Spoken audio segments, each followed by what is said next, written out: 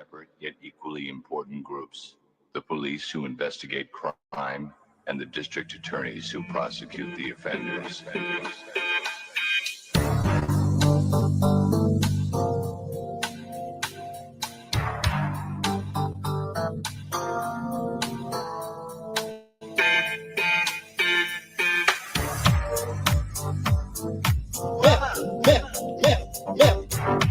That's assault, man. That's assault, man. Break that up, man. Pop that there, man. That's assault, man. That's assault, man. Break that up, man. Break that up, pop that chair here. These people are going to eject you from this line. That's assault, man. That's assault, man. It is. You cannot touch me like that. Oh, I will be telling you exactly what happened. Break that up, man. These people are going to eject you from this line. That's assault. That's assault. We have video of her just touching. Out of that jail, I will. Excuse me. Ma'am. Excuse me. Break that up. That's assault. That's assault. Ma'am. You cannot touch me like that. Break that up. Break that up. Break that. Break that. That's break that up. Break that up. Oh, I will be telling you. Break that up. Break that up. That's assault. Drop that. That's assault. That's assault. Drop that. Break that.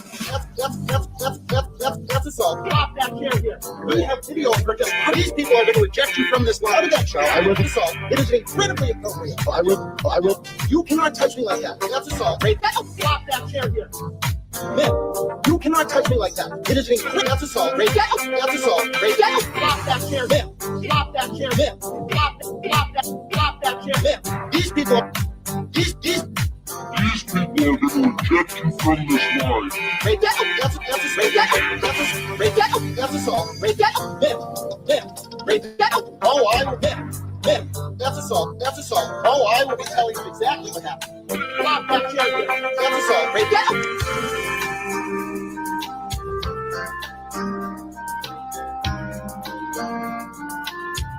That's assault.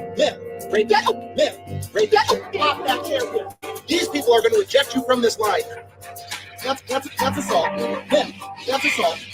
It is. You cannot touch me like that. Oh, I will tell you exactly what happened. Break that up. Break that up. These people are going to eject you from this line. That's assault. That's assault. We have video of her just touching. Out of that show, I will be. Excuse me. Excuse me. Break that up. That's assault. Excuse me. That chair.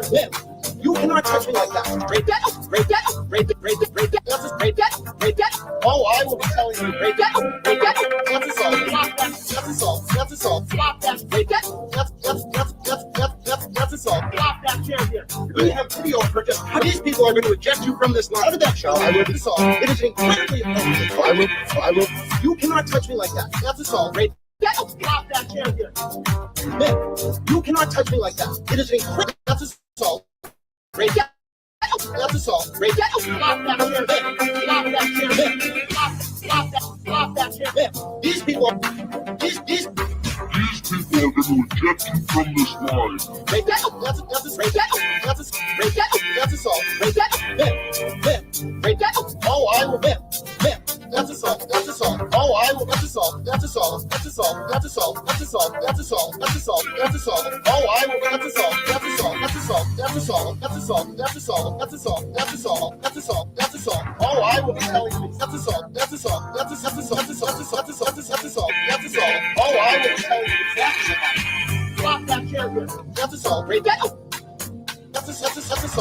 That's assault. Oh, I will be telling you. That's assault. That's assault. Oh, I will be telling you. That's assault. That's assault. That's assault. That's assault. That's assault. That's assault. That's assault. That's assault. That's assault. Oh, I will. That's assault. That's assault. That's assault. That's assault. That's assault. That's assault. That's assault. That's assault. That's assault. That's assault. That's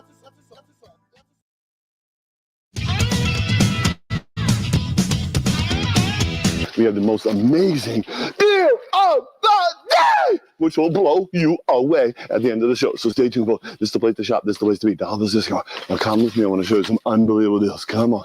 Yeah, baby. And your Markel soft pack for that little tissue issue. Right down here, baby. Give me some love. Think of it, if you're going to the concert and you don't want to be lighting up cigarette lighters. You light these up, man. You be rocking with AC/DC. You be jamming, man.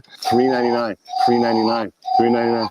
$3.99. Easy, boys. It's Christmas. Here's your extendable SUV scraper. I was thinking the USB port. You're killing me. I'm computer port now. I got a porthole there, like a bottle of porthole. Guys, This guy is wild, but you know what's more wild? Mookie's is right here, and he has something he'd like to scream at you. Go ahead. Tell him. You're doing it when Discount Dollar Bill is playing. You may as well tell him. Tell him your news. With the girls. Come on. Oh, now you're going to go quiet? Now you're going to go quietly and not put up a fight while mommy is streaming? Tell them. Scream Yolanda for them. Yolanda! Yolanda! I hear you. Can they hear you? No. Go ahead. Be as loud as you were a minute ago. Tell them what you're thinking. Tell him. He has gone mute. You've gone mute? Is it because I put you on the spot? Did the mommy put you on the spot and now you've nothing to say? This seems a little convenient. It seems a little convenient that all of a sudden you're done screaming at me. Now that I've put you on the spot? Go ahead, tell them. Tell the clam. Tell the clam what's wrong. Tell Ernie. Look, Tish is here. You want to tell Aunt Tish? Do you want to tell Aunt Tiffany? What about Aunt Nanyasha business? Oh, Nanyasha business? That's who you want to tell? Is that? You got vocal when I said her name. Nanyasha business? Should I tell them your secrets? Guys, I have a secret. What? I'm going to tell Uncle Shabusiness. Are you ready? I'm going to tell him. Mookie's has someone that he is now a fan of. Oh, now you don't want me to say? Can I tell them it's not embarrassing? It's just someone you like. I know you just want them to know who you hate, but can I tell Nunya who you like? Oh, you're embarrassed. It's not embarrassing to love Kobe Bryant. Kobe Bryant. Oh my God, it's so cute. Kobe Bryant. Kobe. I'm going to have to film him doing this. I know. You love it. So we watched something last night and the interviewer, I know, I'm telling them about Kobe right now. The interviewer said Kobe Bryant, and he went from a dead ass sleep to awake. He just jumped up. I don't know how to explain it, you guys. He jumps up. He leaps like bong, like the Undertaker sitting up to yell at Brock. Where'd you go? And he just, as soon as he heard Kobe Bryant, he's tilting it. Kobe Bryant. Oh, if I pull him up here, he might do it. Let me let Discount Bill go a little. I'll try to grab him. When I say Kobe Bryant, he goes like this. And he just gets so obsessed. And so last night I was doing it a lot because I noticed there's some people he jumps up for. He loves Oprah, which I can't say loud because then he'll start going, Oprah, or he hates her. I can't figure it out. He really hates Yolanda. But if I say Kobe Bryant or Barack Obama, I mean, my God, he becomes a different person. And he does this shit and he gets really excited. I'm going to let Dollar Bill play. I'm going to try to grab him so you can see his head move. I think he'll do it. I don't know. If he's sitting on my lap, he might go silent when he sees the screen. My sister's Boston Terrier goes bonkers over the TV, and he's 13 and has done it all his life. Yeah. He's obsessed. He goes, if you say Kobe Bryant? Oh God. He's laid down and made puppy eyes. Are you sad? He found out what happened to Kobe. That was a bummer. That was a bummer having to tell him.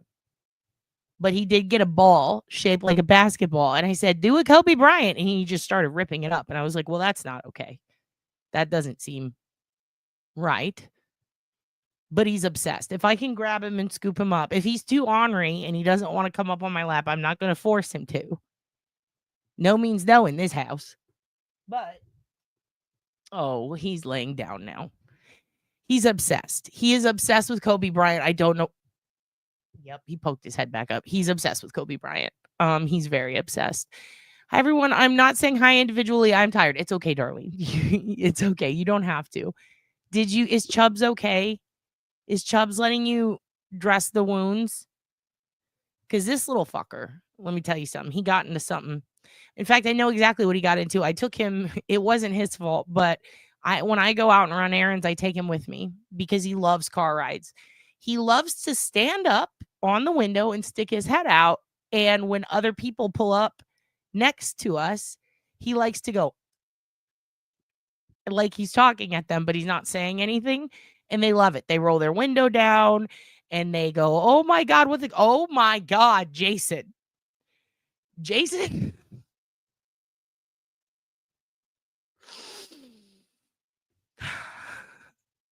You're going to get me canceled. Listen to me.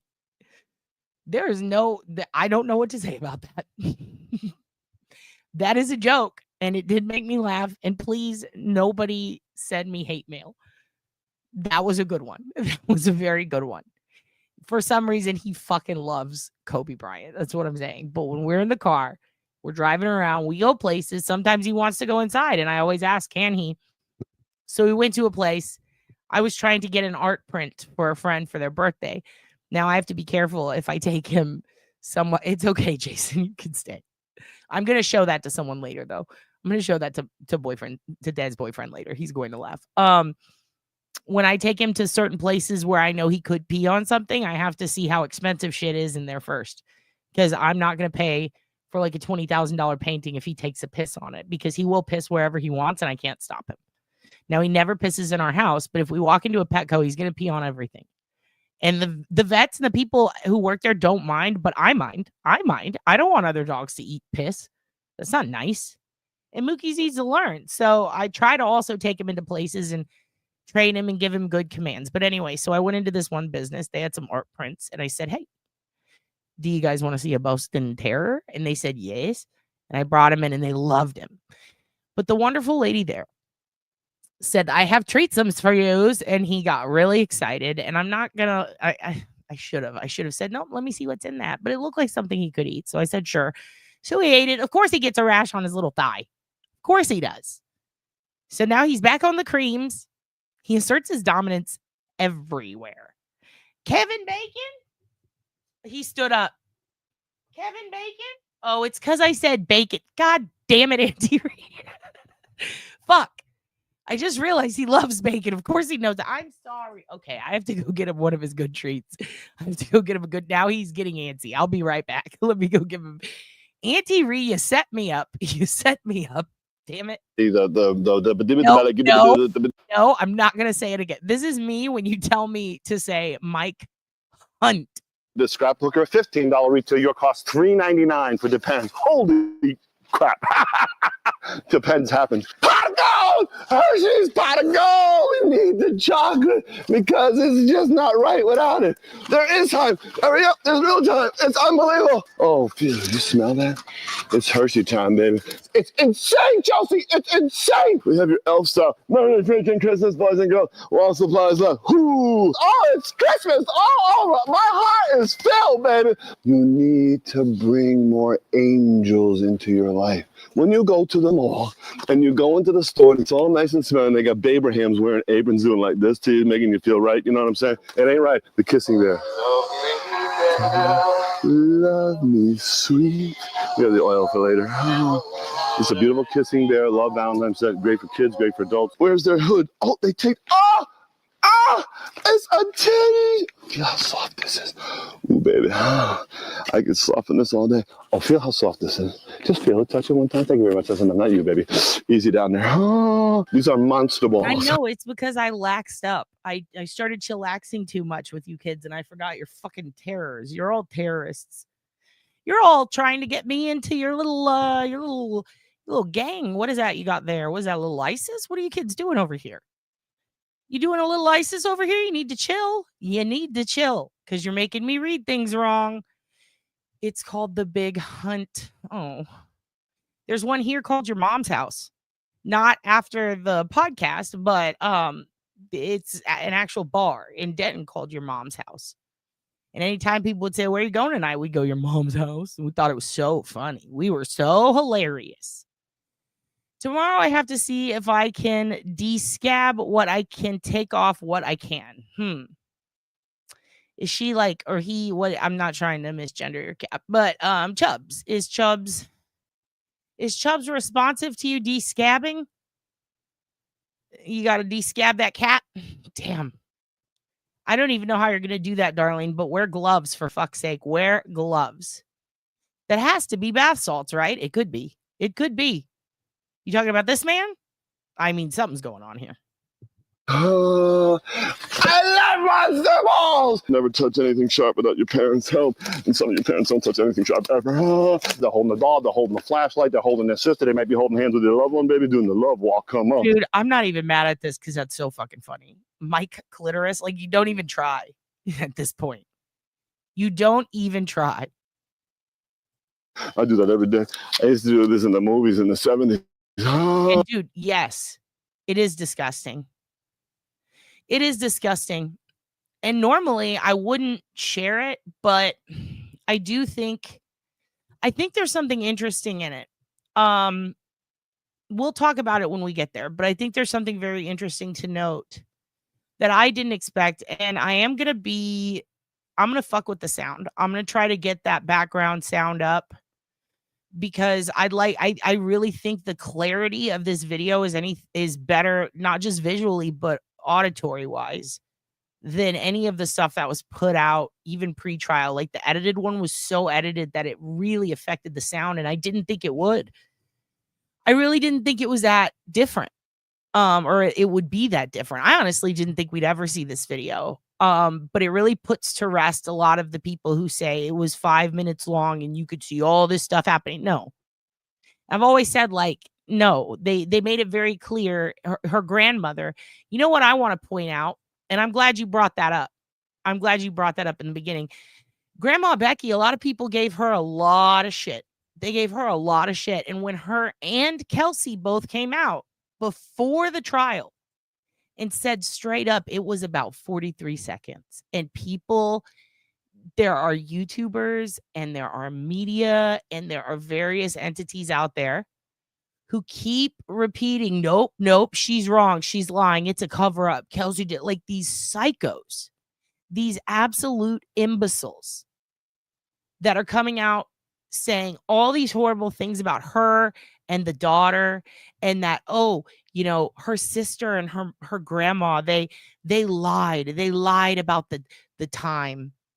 They lied about how long that video is. You can see everything. Well, guess what?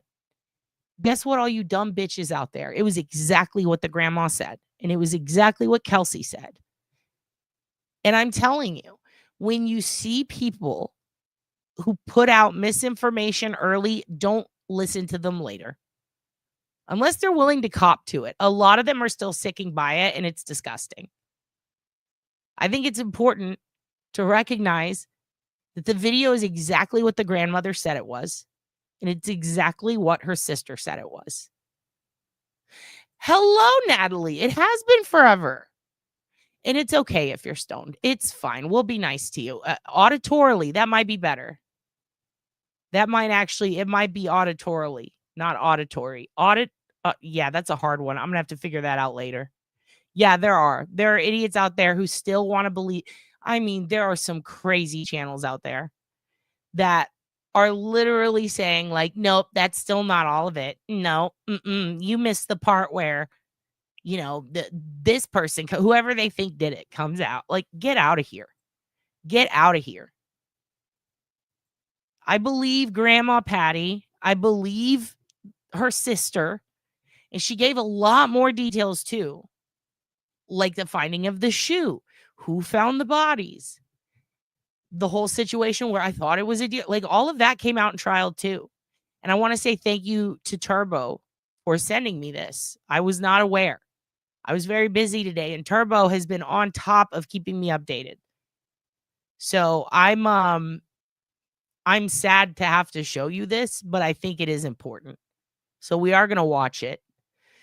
I'm going to be honest with you. There is, you know, it's horrible to, the whole situation's horrible.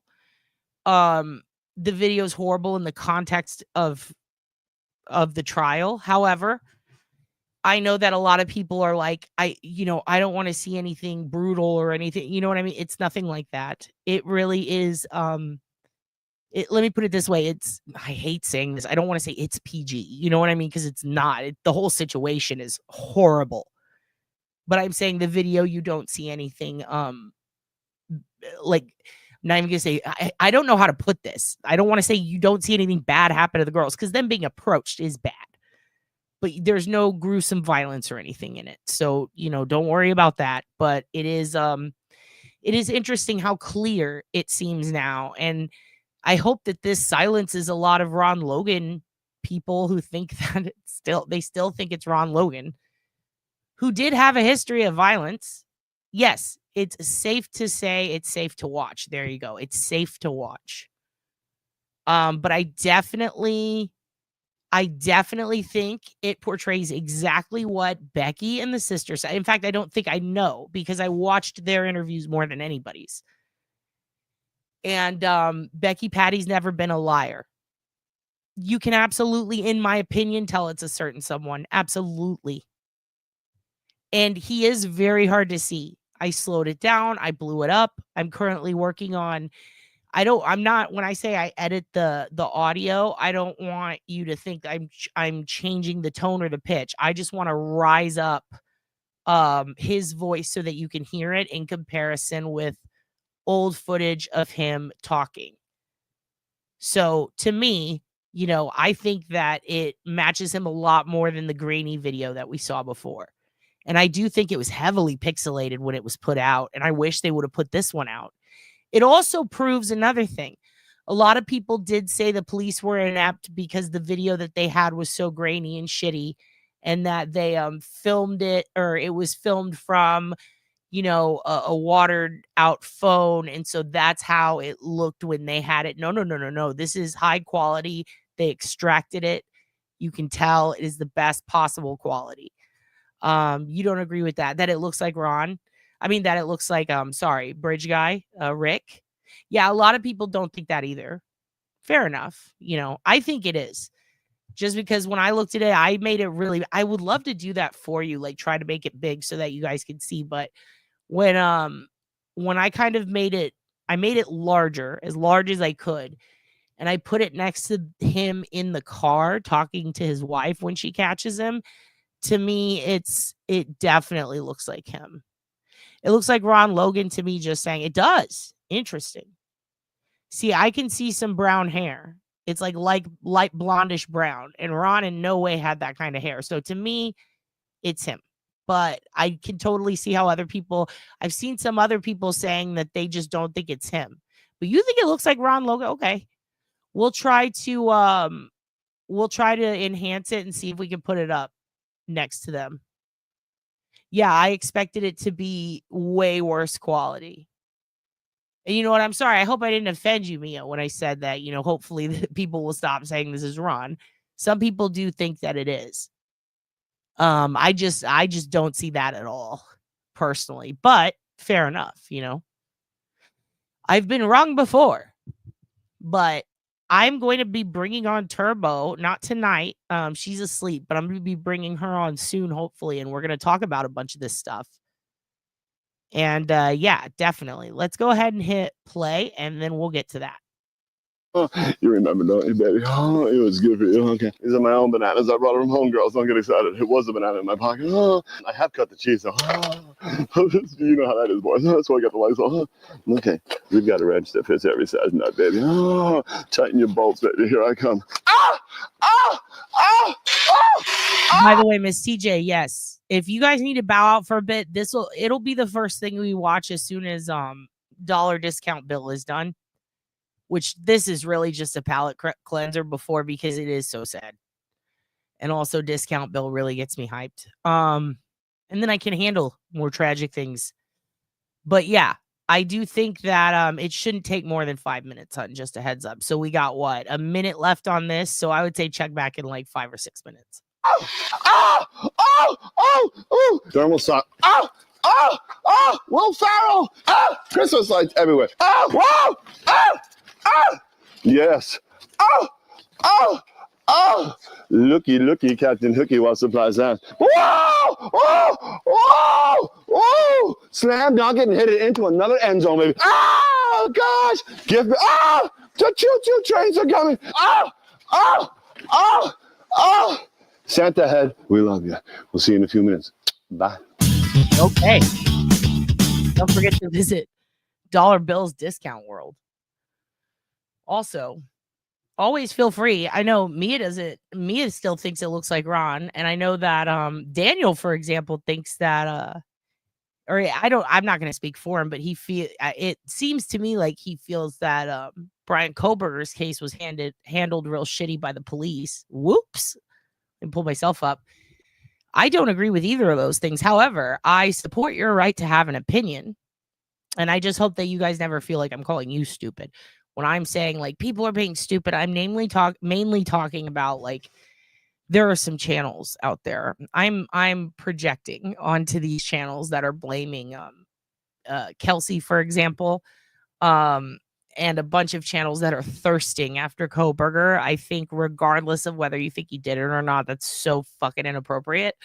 However, you have every right to feel that way. And I'm very interested in knowing why you feel that way. So feel free to keep telling me because, I do want to respect all of your opinions, but also if I'm wrong and you're right, or even if we're both wrong, I'm open to learning. And it can't be harmful to anybody to expand their mind and take in new information if it is the correct information. So by all means, feel free to share your opinion. However, if Scotty, if you're out there, I will unban you. I don't know how, but I think I have to go back and find a comment. I don't know how, honestly. I'm going to figure it out though. I think I banned and kicked him instead of just kicking him last night, or maybe Satan did. I don't know what happened. But it's one thing to give opinions, but it's one thing to shit on everything. So let's try not to shit on everything, Scotty. If and when you decide to come back, if you choose to, he might hate us. I don't know. But yeah, there is enhanced audio floating around now. Pretty good. I'd prefer to do my own, honestly, especially after, no hate to anyone, but especially after that one Joseph or whatever his name is did the enhanced audio on the Delphi stuff, or not the Delphi stuff, on the Koberger stuff, and it was a mashup of other people's shit. And there have also been people who put out audio where they did change the pitch and the tone, and you can very much tell. In fact, you can run it through a key identifier, and you can see like some people have changed it to fit other suspects, and I don't like that, and I don't trust it. So just to be safe, I don't care who put it out. I'm going to do my own because I don't want to risk any of that. All I'd like to do is amplify his voice. But I'm going to show it to you now. This came out. The page that shared it is the rickallenjustice.com/transparency. And it's justice for Rick Allen and all that. Fair enough. I get it. Some people think he's innocent. Okay. I personally don't, but I do thank this page for making it available.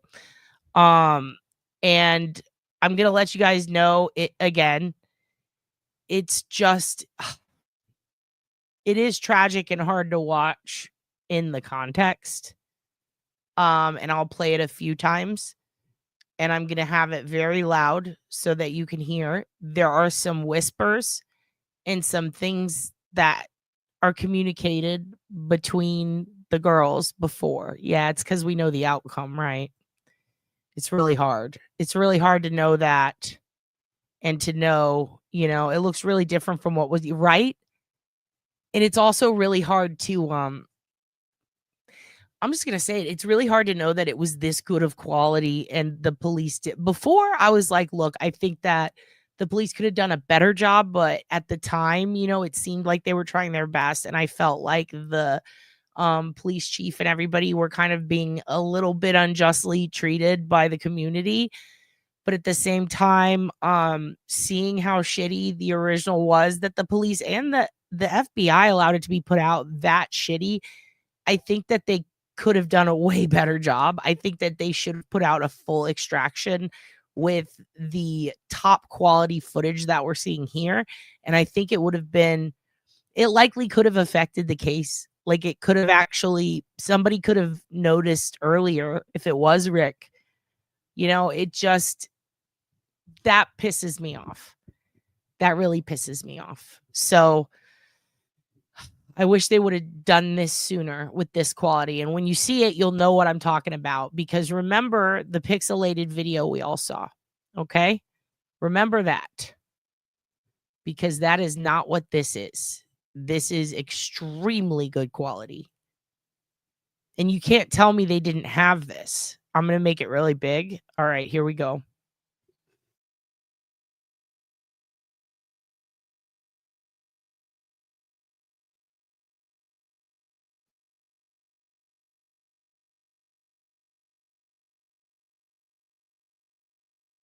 Well, give it a moment. Okay, let's do stop sharing. I don't know why it's doing that. Give me 1 second. Let me figure this out. Okay, there we go. All right, let me see if I can get it to play now. It's been acting funky today. I wonder if the site is overwhelmed. Okay, here we go. I'm going to make it bigger. You can already tell just looking at it how much better quality it is.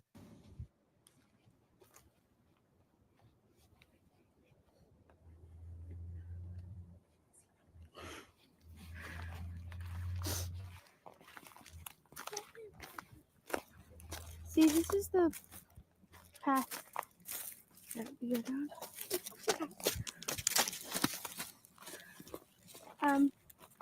There's no path going there, so we have to go down here.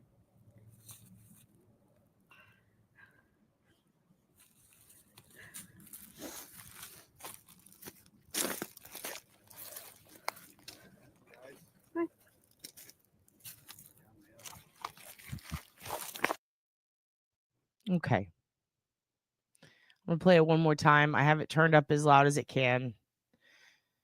You do see him briefly. I mean, you can see when I have this enhanced even larger, which I wish I could get it larger on or through this. I literally have to make it a split screen and cut it in half to enhance it as big as I'd like to, which makes it even more difficult to watch. But as far as, because you're looking at two screens, it's just, yeah, I'm going to have to basically cut it in half and put them next to each other. So it's going to be very odd, but it's going to make it big enough to where you can see him, or I can do a still screenshot, basically frame by frame, but I'm going to play it again. It's, look at this quality. And even when he's far away, you can still see a lot clearer than the picture we got. So much clearer. I hear the girls communicate, and what I found odd is in the clipping where you just hear down the hill. I think I told you guys, how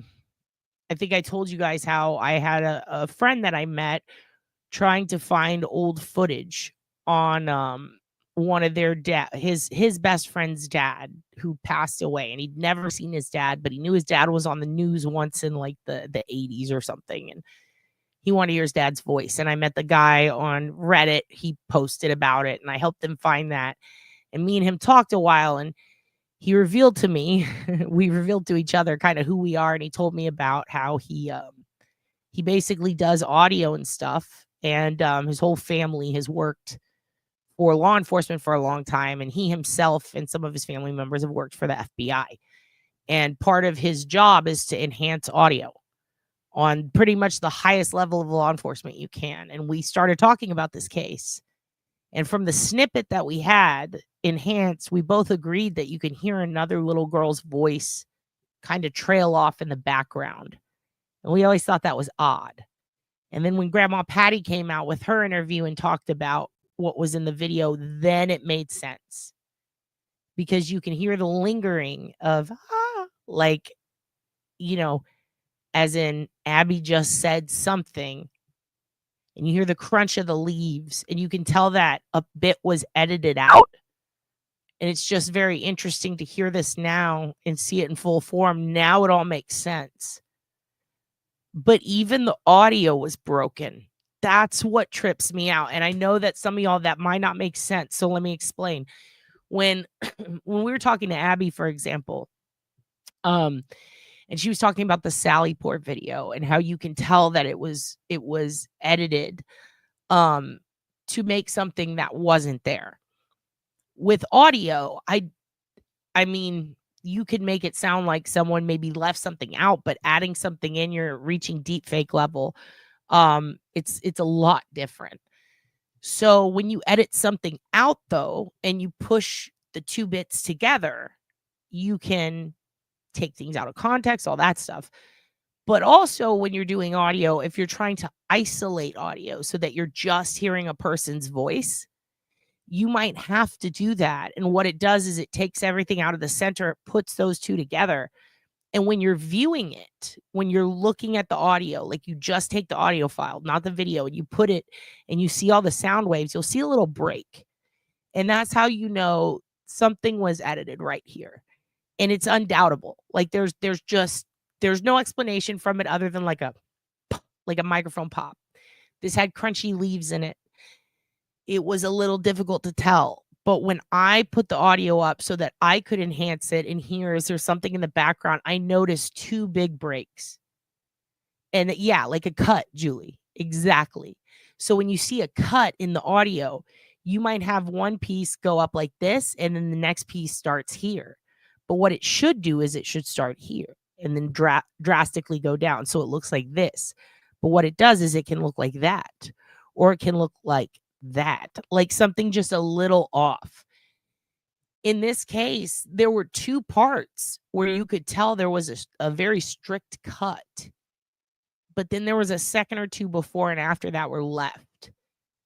When I see this, it now makes sense. They were editing out what Abby was saying to Libby, and then they were editing out Libby's response. So they took the voices of the girls completely out. And in order to do that, you would have two fine cuts. And we couldn't figure out when we were looking at it why they would do that. That was weird. To me, that was the most sus thing, honestly. And I never brought it up here like in that manner that I found that it was sus, namely because it sounds like a conspiracy theory. And it kind of was. Like, I didn't know for sure. I mean, I knew for sure looking at the audio, but at the same time, they could have good reason for it. And I'm glad I didn't say that shit, because look, now it makes sense. That sounds very unnatural, like it wouldn't be found naturally occurring, possibly splice. Yeah. Lauren explaining how cold she was and what she was doing with her arms was very eye-opening with what Abby was doing with her arms. Yes, I just don't think the police put in a good effort with this case. So many unanswered questions with the prosecution. Okay. Megan Easton, new member. Oh, thank you for coming back, Megan. Welcome back. Yeah, I think so.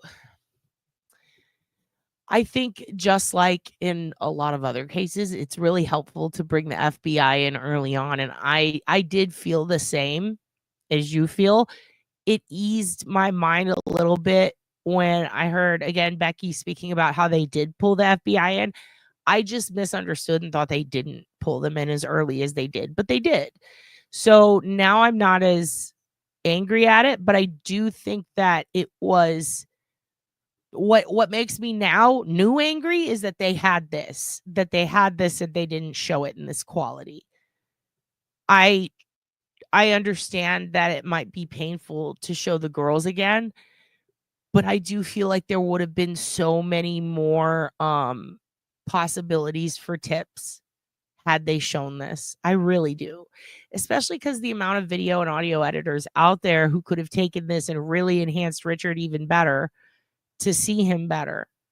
Or for those of you who don't think it's him, whoever it bridge guy, I really think that it could have been enhanced better and they could have maybe even caught the guy sooner. Yeah, you can now see every rock previously that could have looked like snow. Exactly. And what kills me is that when they were showing the video at first, people were circling the trees in the background with a shadow going, there's a guy there. There's a guy there. The amount of conspiracies that came out because of the grainy ass footage. Everything from his gate to a guy in the background on the trees to positioning of the girls, people fucking Greeno out there making 3D rendering. All these idiots who like spread all these conspiracies wouldn't exist if they would have put this out there. I mean, they probably still would exist. They'd find something else to bitch about. But in all seriousness, I think a lot of the major conspiracies would have been put to rest if people could have seen this. And it's so frustrating that they had this quality the whole time and didn't show the public. Yeah, what good comes from making it blurry? Exactly. Exactly. They didn't want it to be clear. I mean, I don't see why they wouldn't. It made them look bad. You know what I mean? It made them look bad. So it doesn't, I just don't get it. I really don't get it. Let's watch it again. We'll probably watch it 2 or 3 more times. Just because it does happen very fast, but I want you to see that.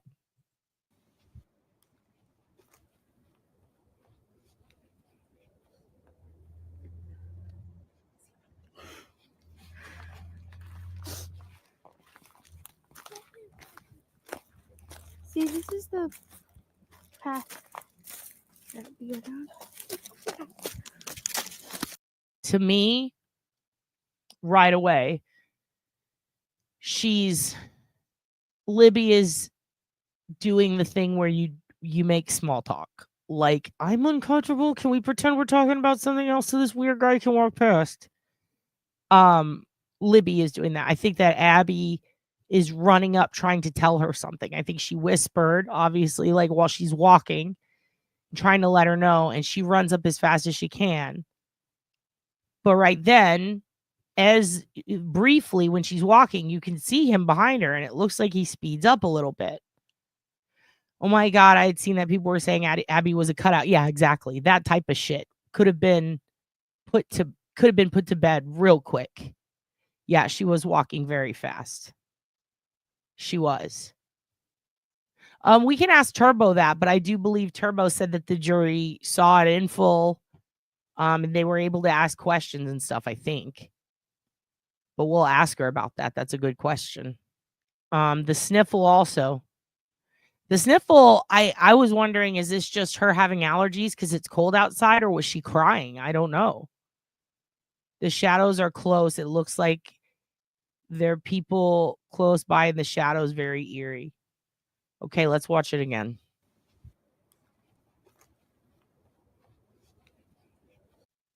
Okay.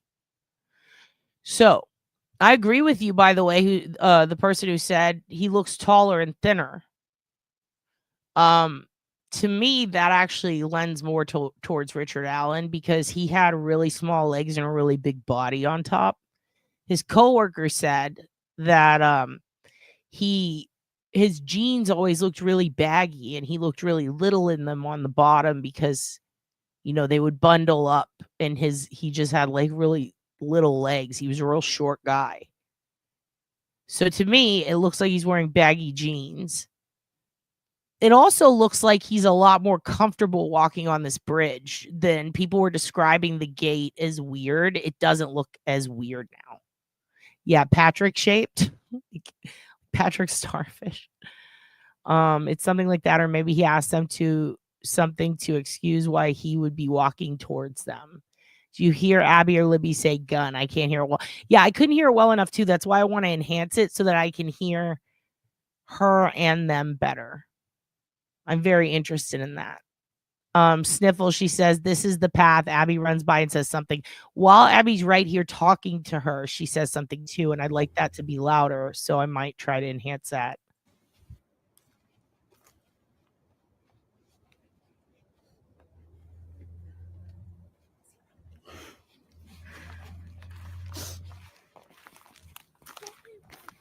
Okay, there's a moment right there where it does look like he pulls something out of his pocket.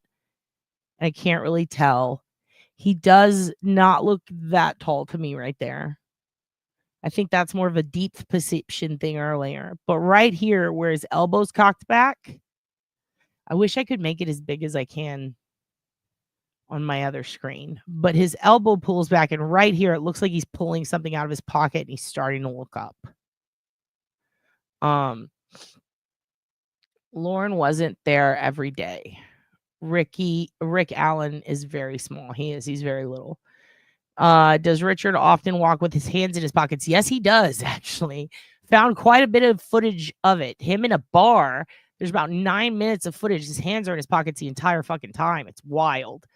But also there's one of him shopping, one of him at the ski slopes, there's a lot of footage of him, both pictures and everywhere else, of his hands in his pockets. And one of the girls who worked with him was asked about that, and she said, yes, he always put his hands in his pocket. So I thought that was interesting. That was one of the things that made me go, ugh. She also said that she did not peg the bridge guy as Richard's voice until Richard was announced, and then it made sense to her. But she did say, yes, it sounds just like him, but that didn't occur to me, because why would you think that your coworker did that? You know, he was pretty nice. And then he got weird with 2 other female coworkers and said some weird shit to them. That made them both very uncomfortable. I think they went to get ice cream or something after doing something. He gave them a ride or so. It was a weird story. I'll try to find it for you guys in the future so we can listen to it again. But it might have even been Murder Sheet, but I'll need to find it. There was another one of the same coworker on Reddit talking about it from way before that interview, and the story never changed. I thought that was interesting. I pretty much trust that coworker, because then if you go back on her posts before she came out and told anyone she was the coworker, you could see her thoughts and opinions on the case, and really they haven't changed. She just never thought it was her coworker. And then when it occurred to her, because it came out, she was like, well, let me see. Holy shit, this makes perfect sense.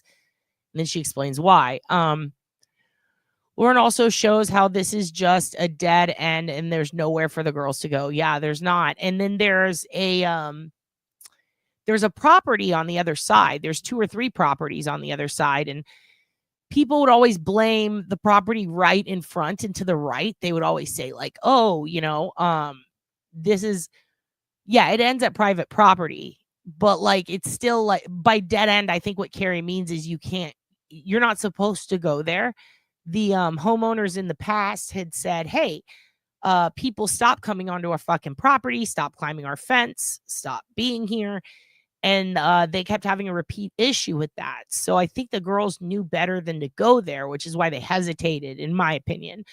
But the property owner did catch a lot of flack because of a weird charge I'll tell you about if you guys haven't heard about this. But they almost got charged with kidnapping, or they might have, and it got dismissed because 2 adult women, not girls, they were adults, they snuck up there onto the property and essentially had gone through the gate on his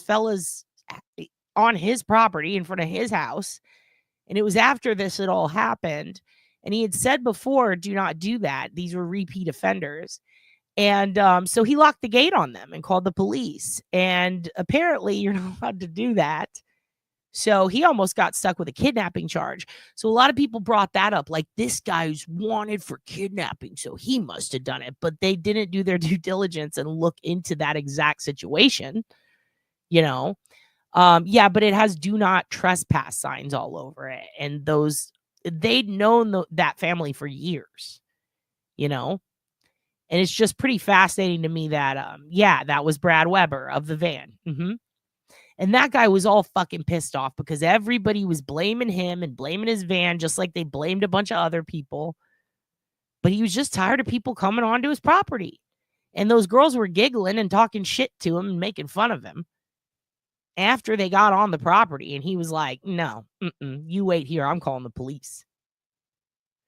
So yeah, when my little brother bought it, and that's another thing, is there was another property owner who said that she saw the girls following these 2 guys, and she looked right out her window and she saw that stuff. Well, people had interviewed her and her story constantly changed. And then we heard from, we didn't, but the public heard from like a niece of that lady who's like, oh, she's always making shit up. You know what I mean? She's always making shit up. Yep. He built a fence. They still did it. He nicely talked to them. They still did it. He put in the gate. They still fucking did it. They still did it. And also, yeah, they did for yard cutters. He talked to the parents and they laughed. Yep. And one of the reasons that I believe he was tired of it, right, is because of shit like this. You know, when that stuff happens right in front of your property, it's like, yo, hey, this scary thing also just happened. I've been catching a lot of flack from it. Could you not? Could you not? You told him to get a big dog and let him poop right where they walk. Yep. And I do think who's close to disbarred. Also note that I have to say some of the craziest shit I've heard has come from attorneys in this case. I'll tell you guys a little secret. Some of you might not like this, but it's the truth. And I was able to adjust my thinking on it. Yep, same thing, Natalie. I was able to adjust my thinking on it because you know what? I'm not going to say had, because I still somewhat respect them, but there are attorneys on YouTube. There are attorneys everywhere. But there are some on YouTube that I respected highly. I had every reason to agree with everything they said about this case. Quite a few of them. No, we don't have to name them. We don't have to name them, and there's no rumors being spread. I'm going to tell you who I think. I'm not going to even name them. I'm just going to tell you the situation because I think we all have a right to feel how we feel. You know what I mean? But there are attorneys on YouTube. I wouldn't say close to disbarred unless they are close to disbarred, but we'll see. If you're talking about Rick's attorneys, I can see that. Fuck. But there are some, both on YouTube and off YouTube, that have made their points known. Some have done interviews with YouTubers, and some are YouTubers themselves. And I get it, getting married to a case or getting married to a philosophy or a theory or whatever. You know, I get that. It's happened to me. It's happened to a bunch of people. I think that I had every reason to agree with everything they say, you know, because I respect them and sure, totally. But, you know, Melanie is my homie and even me and her don't agree on a lot of things. I liked these attorneys, but I have to say some of the stuff one of them was doing, I found like, holy shit, are you serious? Like, this is very conspiratory. This is very, like, I wish they would have done the same due diligence that they claim they were doing with, you know, Rick Allen. I wish they would have done that with the people that they choose to keep close at their side. One of the people that they keep at their side is a Sandy Hook conspiracy theorist. Someone who believes in Alex Jones shit. Someone who believes Kelsey did it. Someone who has gone out of their way to interrupt and fuck up multiple cases. Someone who has pretty much always made it a point the entire time that they have been involved in Delphi to also dabble in other cases and to spread conspiracies. She's a purple-headed lady, and you might have seen her sitting in court next to Lisa Allen and next to one of these lawyers. I have a problem with that woman. I have a problem because that woman is up there with Sonny Justice, JLR, Greeno, like not a trusted person. In fact, harms a lot of cases and puts a lot of lies out there and has made it a big point to pull the Koberger didn't do it. Literally anybody on trial didn't do it. Anybody who's been convicted, nope, wrong. Here's who did it. Like, it's always a conspiracy with this bitch. And it's to the point where she's harmed actual victims. She screams crisis actor. The fact that she befriended the Allens or Kathy right after Rick got busted, attached herself to the case and started feeding these conspiracies into the ears of a very, very, very vulnerable individual, in my opinion, whose husband had just been fucking accused of this horrific murder, to see her sitting with this lawyer who I considered reputable. Wow. Like at that point, I was like, oh my God. I do know, based on people who have talked directly with Kathy Allen, that she is, up there with Bullhorn Lady, up there with, she's a paddy wagon chaser. She's up there. And I'm talking like spirit box, the whole 9 yards. Nutbag, dude. Well, that's who I'm referring to. That lady spent a lot of time with one of the lawyers with Lisa, and one of the lawyers that is super into Richard Allen being innocent. And it's kind of weird when some of the, I'm going to call it propaganda, that comes out of bigger channels with reputable people also comes out of her mouth right before that. And it makes me wonder if people are being played and if they're going to realize they're being played. And normally I'd warn them or I'd say something, but what are you going to do? When people get aggressively angry, what do you do? What do you do if you bring it up? Well, I'll tell you who she is. She sits next to Kathy. I kept saying Lisa. I meant Kathy. She sits next to Kathy in the trial. And she's her best friend. And they became best friends after this. And when Turbo comes on, we'll talk about her. But once I saw this person is like highly embedded with the wife and the defense, I was like, And it's one of those things, it's like, do you want to get into this fight and talk shit about this person? No, I don't. But I'll just say this much. When I saw her lingering, may as well have been fucking JLR, But yeah, so to me, I'm sitting there going, whew, okay. You know what? Fine. You guys go ahead and feel that. Believe that. Take that with a grain of salt. Over here, that's what I'm going to do. But damn, and the whole I don't know, the whole argument that a lot of people are having that it's Odinism, the one that a lot of people like to push. There's only so many times you can explain that if these people are not physically capable of being there at that time and it can't be them, then the entire Frank's memo falls apart. They don't want to hear that. So what do? Just agree to disagree, Just agree to disagree. And it's okay, Yeah, that's why I'm not going to name any of the attorneys. By the way, there are like 6 attorneys who are heavily embedded in this case, but there was one that I really liked, and it was hard to see that person fall for such bullshit.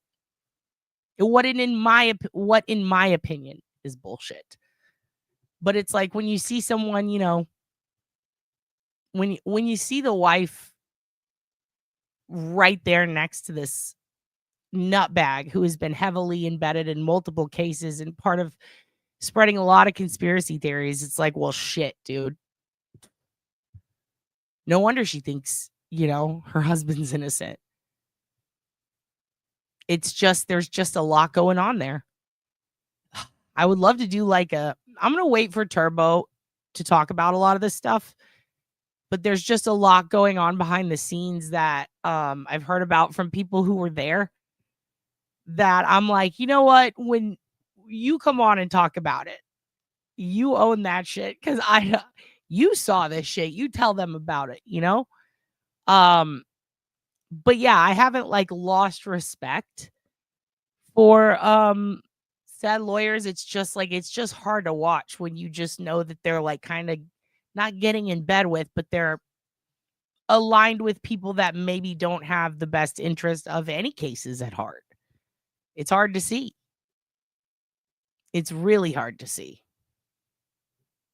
Hello, Noel. Nice to see you. Let's watch this again. A lawyer's job, though, is not the same as an investigator. Yes, he or she should follow the facts, but it's not the same as an investigator's job. With that, some lawyers and investigators are trash. That is absolutely true. J. Edgar Hoogan. What? That's such a good name. That's such a good name. And yeah, I think it's common sense. I think it's common sense personally. Yeah, there are others that were there that were reliable and some that were fucking dipshits. The Odinism thing is what got me interested. I got mad at Vinny. I did a deep dive into, and that's another thing. People think Odinism is evil, but there's also some gangs out there. What are they called? The Vinlanders or some shit?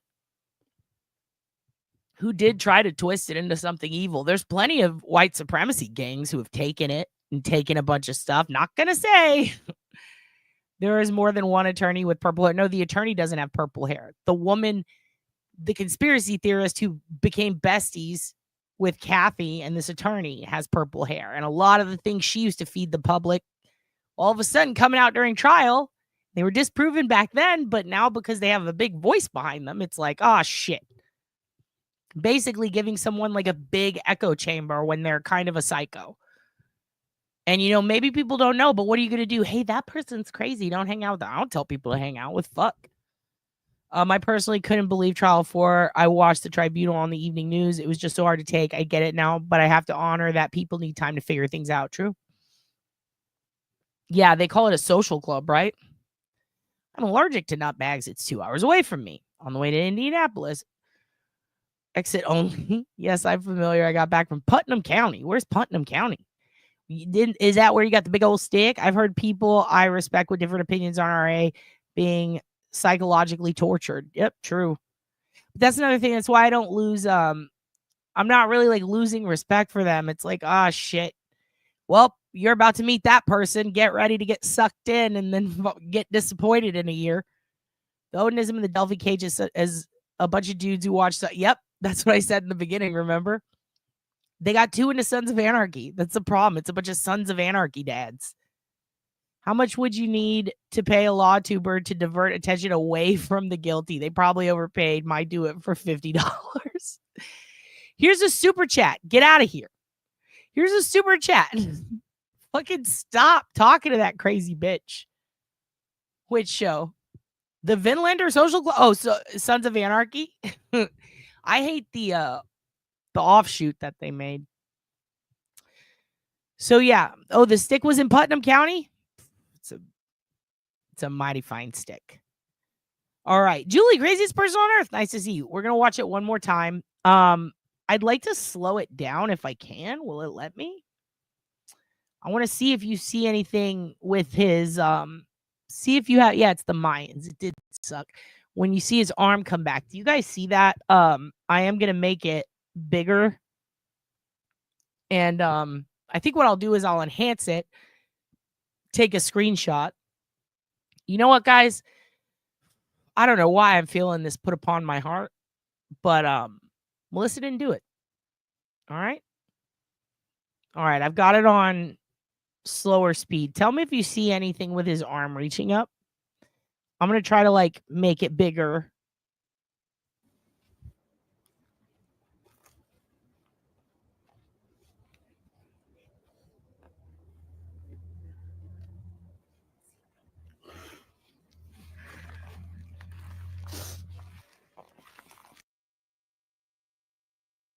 See, it's kind of hard to see because of the side. I guess the camera goes sideways a little bit. And right there, this looks like her elbow.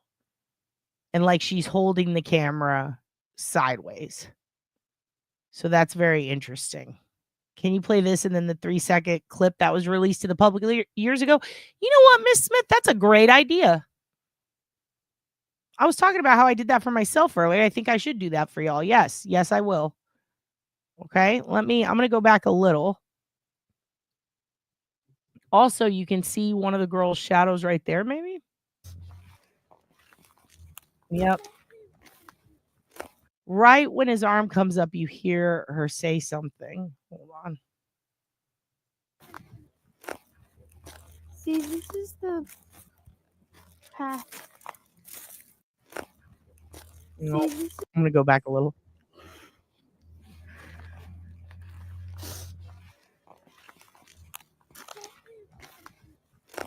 Yeah, I didn't really see it as much there. Path that we Okay, wait. Sorry. I just want to go back a little right. So she walked right by her. I'm keeping an eye on that shadow one of you guys mentioned. No, back one more time. See, this is Right there.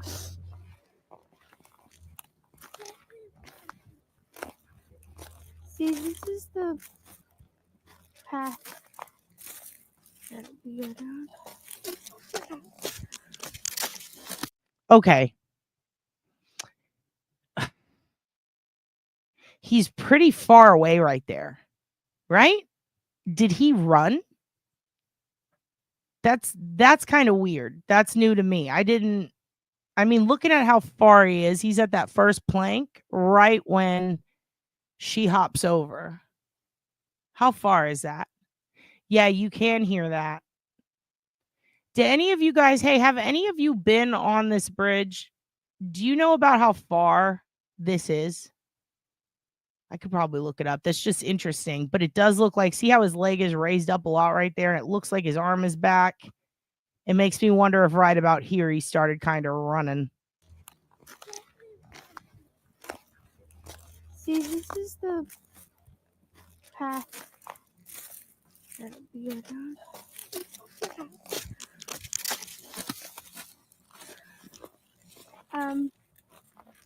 There's no path going there, so we have to go down here.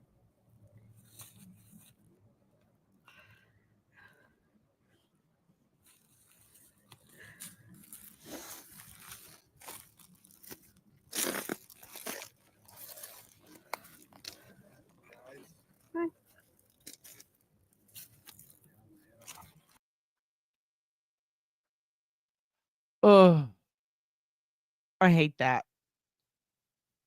It does sound like enough time for him to get there. Yeah, and you can hear right when he starts to get closer, like when he starts to crunch the leaves himself. There's no path going there, so we have to go down here.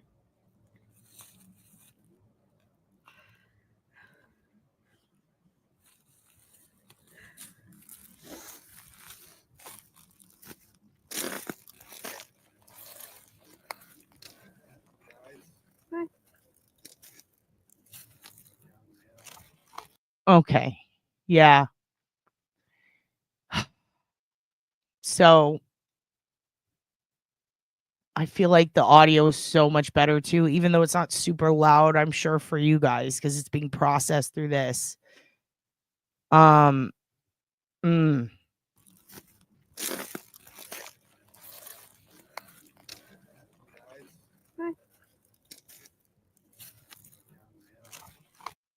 Okay.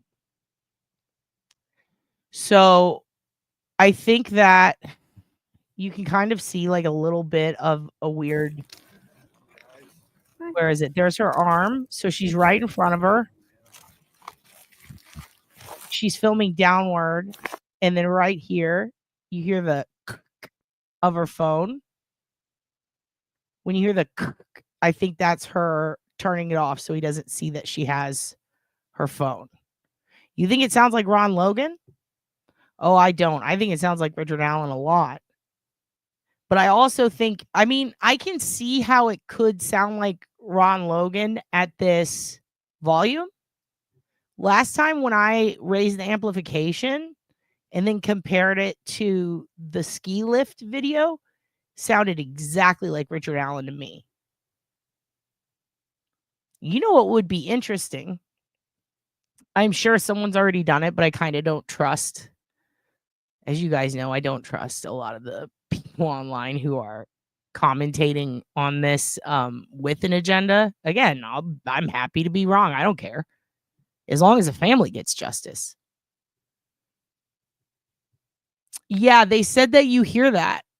Part of me wonders if, yeah, that's what I think. I think that we could play them side by side. I would have to take out the background noise. What I want to do is I just want to enhance, by that I mean amplify And that's it. I don't want to change, because if you change something, you could change the sound. Don't want to change that. I can take out leaf crunches. That can be helpful. I'd like to raise whatever it is that Abby said so that we can hear her better. Was that the sound of a gun engaging? I feel like, yeah, I've heard a gun cock before, and I don't feel like I've heard it, but maybe. Let me see. Also, this is slowed down, by the way. So again, not fair. Let me put it on regular speed. Oh, wait, you guys can't hear it. Hold on. Let me pop it back up. I'll pop it back up. I'll play it 2 more times on regular speed, okay?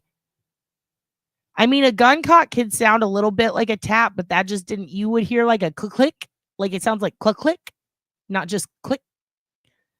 But at the same time, the specific model of gun, it was a Sig Sauer, right?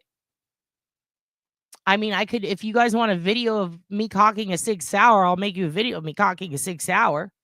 I don't even know if those cock, honestly. I'm sorry. I mean, I could ask my dad. I can't recall. I know that the Ruger Red Hawk did. And I know that last time I shot, I mean, I don't even recall the Glock, what that was like. I feel like the Ruger did. There was so much popping from various things on the ground. It's a very unique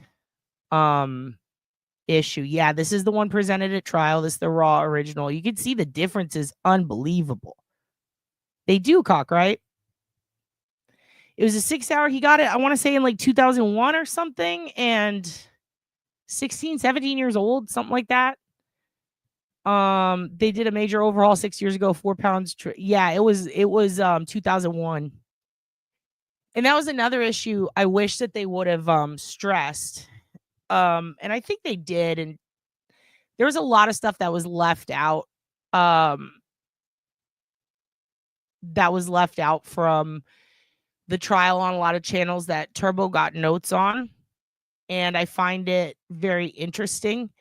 Some of the things, it is a Glock style handgun. You pull the top back for its action. Yeah.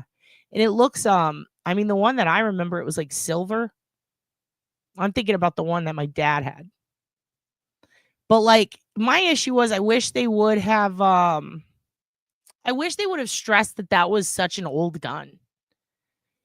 Because the unique markings inside a gun, a lot of people think that it's from, you know, the issue was striations don't exist unless this is, and when you're chambering, like when you have a gun that old and you've shot it a lot, you've cleaned it a lot, it does get microscopic, unique markings on the inside from previous shootings. So when it's chambered, there is the possibility that it could pick up whether it's debris, whether it is a tiny imperfection on the inside of the gun. If you use a specific type of oil to clean your weapon with, that can get on the bullet.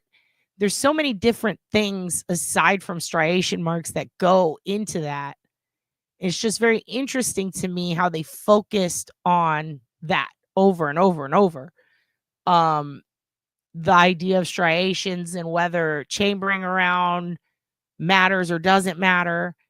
It's like, it's a 16-year-old gun. It's going to have very unique imperfections that I think are going to have, they're going to have an impact, if you will, on a bullet when it's being chambered, or round when it's being chambered. I'm no expert, so I try not to fucking argue that point too much, but I do think it's interesting that you've got a 16-year-old gun. I mean, if he didn't take care of it, I would think like a fleck of the slightest bit of, I don't know, rust or debris could have gotten in on it. 4 spent shells, not chambered, and not after 6 tries to replicate from that exact weapon. And why was one at the crime scene? Again, I really wish Turbo was here because she took better notes. She was there, you know. But it's very interesting. It's very interesting that the age of the gun, I mean, maybe it did get brought up and people just aren't bringing it up in the wild, but I would think that at 16 years, or 17 maybe even, there would be some uniqueness to that kind of weapon that could absolutely change the game. Simultaneously, where it would be kept in the box with the pictures that it was kept with and the circumstance for the initial warrant. I mean, there's a lot of circumstantial, but I do think that, let me put it this way. When they said there's no water on the phone and I'm looking at a phone with little droplets of water on it, makes me not trust the defense. Sorry. But you can't tell me that that's not waterlogged on that phone. You can't tell me that. I'm looking at it. We have pictures of it. When the pictures came out, they got mighty silent on that point. And it really bothers me. If there's one at the crime scene, he probably chambered around, but already had the other in chamber and ejected that round that was already chambered. Also possible. Don't say my cunt again. How dare you? All right. I'll play it one more time and then we're going to move on. But I do plan on making it bigger so that you guys can see what I saw when I made it much larger. I had to do it on another computer with another screen though. And I saw, to me, it looked a lot like Rick, in my opinion. But some people might look at it and might see Ron. I can't help that. I don't know. But I do want to make it bigger so that you guys can see it. SIGs are infamous for being loyal, but front heavy. That noise when you chamber around is significant. Yeah, significant. I mean, so are Ruger Red Hawks, dude. That shit cocked back and damn near, I had a huge bruise because I was not using both hands and boosh, just got myself. I got myself like here and here. It was horrible. Such a heavy gun. But also I remember the whole like can't believe it. I can't remember if that was the hair trigger or another one. There was one that I shot with a hair trigger and it just shocked me.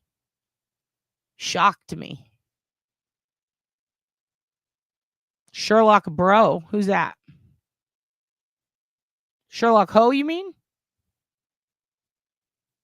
Sherlock Ho's gonna go crazy? Who's Sherlock Bro? Unless you get the gun close to the time, it continues to get more. Unless you get the gun close to the time, it continues to get more striating. No?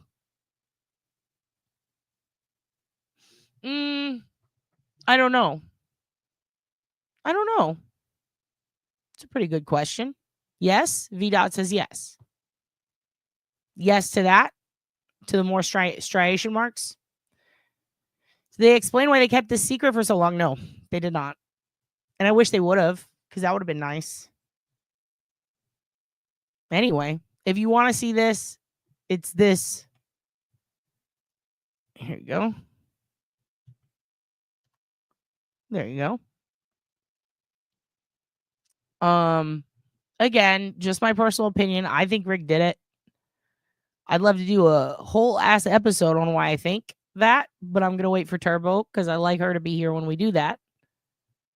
However, hey, thanks to Rick Allen Justice for putting it out. Props to them. And honestly, I'm a little pissed off that the police didn't put this out sooner. Didn't have too many complaints about them until this. Now I'm irritated. I just read an article on it yesterday and they made it sound like the discovery just happened. Oh, of the shit inside the asteroid?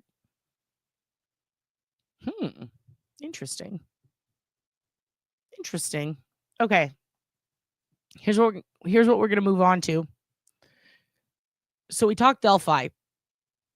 I want to talk to you about something. I got a comment on one of my videos. And it was from, hold on, I have notes. It was from Ninchi, NINCHI _true crime. So I'm going to put her name or his. I don't know. I don't mean to assume gender. Don't want to offend anybody. Whoever. This person. Ninchi True Crime. All right. I put it in the chat. So here's why I'm telling you about this person. They made a comment on one of my videos.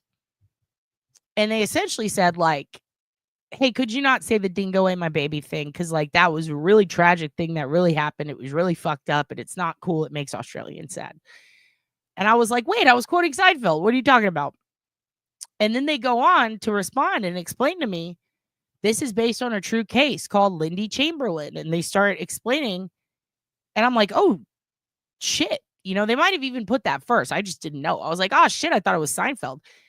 You know, and they were very nice. Like, instead of being a fucking asshole to me, like some people could be in the comments, they're like, hey, you know what? No problem. Thank you for not fucking jumping up my ass. And I was like, yo, thanks for not jumping on my ass. So I started looking into it because they took the time to make a comment and watch my video. And I think it's fair, you know, and I never heard of this. And you know what? Maybe I had heard of it, but I never took pause to like, and pause is not a pun. That would be inappropriate. But I did like take a moment. I was like, well, let's go find out about this Lindy Chamberlain case. This sounds pretty crazy. So I did. And oh my God, dude. I'm never going to say the Dingo ate my baby again, except that time that I just said it. But have you guys heard of this? Do you know about this? Yeah, it was a big case. She basically was accused of murder for convenience because the police didn't do a proper investigation. You know, they blame the parent. Yeah, I don't. I thought I did. I was like, it was a Seinfeld thing. I just didn't. You've all heard of this? I've never heard of this shit. It appears they just made an asteroid didn't come from Earth. Oh, shit. Get that Earth rock. Made a movie about it? Meryl Streep played the mom? What the fuck? You guys all knew? I didn't know. I've been quoting Elaine all these years without thinking of the implications. And now I'm like, oh no. This is terrible. I am a pendeja. Kind of famous. Yeah, I know it's a joke, but at the same time, like, I didn't know that it was the joke was based on truth. One of the first cases you heard about? Damn. Hold on. I'm trying to fix the sound here. Oh, there we go. There we go. There we go. Well, it's going to sound a little cracky maybe for some of you guys. I apologize. Okay, well, I didn't know about it. And it's really tripping me out. Like, I couldn't believe. And you know what also trips me out is that it reminds me, oh, come on, sound. It reminds me of, the exact same thing happened here in Texas. And I was trying to send that case to people like, hey, check this shit out. They should talk to this dog bite expert. And the reason that I knew about, I think I've brought it up to you guys. There's an episode of Forensic Files about a family in Texas, and the mother and the father went to prison for killing their daughter, and it was really a dog attack. It was dogs attacked her. It was very sad. And the parents ended up getting like exonerated and shit because finally a really great dog bite expert from Dallas, who is still around, sent his name to Nick Rocco. I'm like, check this fucking guy out. Not only testified, but was able to get them exonerated because it was clearly dog scratches and bites. And so when I showed my professor this case, who was the one who was like, you should, that could be a paw bruise. And I was like, no, he was already dead. And they're like, nah, he's probably not dead yet. When that happened, then I sent it to Melanie to ask a question. And then Joseph Scott Borger was like, pshaw. And also I asked it wrong. And then Melanie asked it wrong. And then it was all, you guys are idiots. But to this day, I still wonder, is that a fucking paw print on his hand? But regardless, this same professor, who was a fucking Texas Ranger, still works with the authorities on a lot of high profile cases. He's like, yo, check out this dog bite situation. That reminds me a lot of this case you're showing me. And I said, wow. And then I went and watched it. And I was like, this is interesting. So when I see that comment and I go and I watch the Lindy Chamberlain thing, I'm like, this is exactly what happened to this couple like to a T. But in their case, it was a dingo. Anyway, it shocked me. And, I apologize for anybody who I offended. I was just doing a joke from Seinfeld, but honestly, like, I learned a lot out of saying that because Had I not, someone wouldn't have come corrected my ass, and then I wouldn't have looked it up and learned. And for those of you who don't, it seems like most of you guys know, and I'm the dumbass here. Fine, used to it. But I am going to play you a couple of minutes because what the fuck? Dingo Ate My Baby is real, and it's really fucking sad. Wow. All right, let's just take a moment, look at this. For those of you who don't know, holy shit.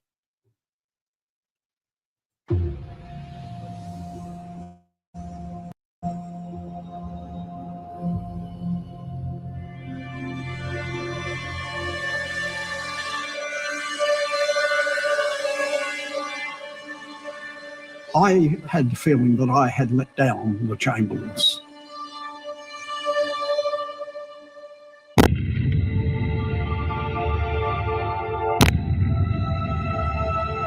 I have been made over the years to realise what a terrible, terrible injustice Mr. And let me tell you something.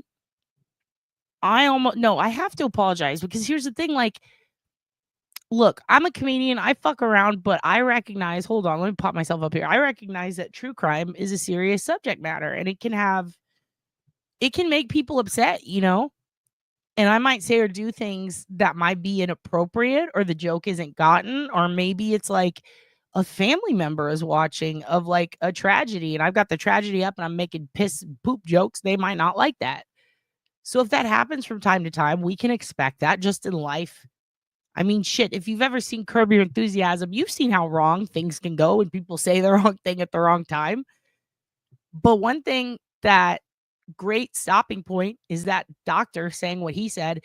That's something I live by, is like, listen, if I did something wrong, or if I'm wrong, I'm willing to admit it and try to make it right. You know what I mean? Or, you know, I might think, you know, hey, I'm wrong, but please don't be mad at it. Like, I was just kidding.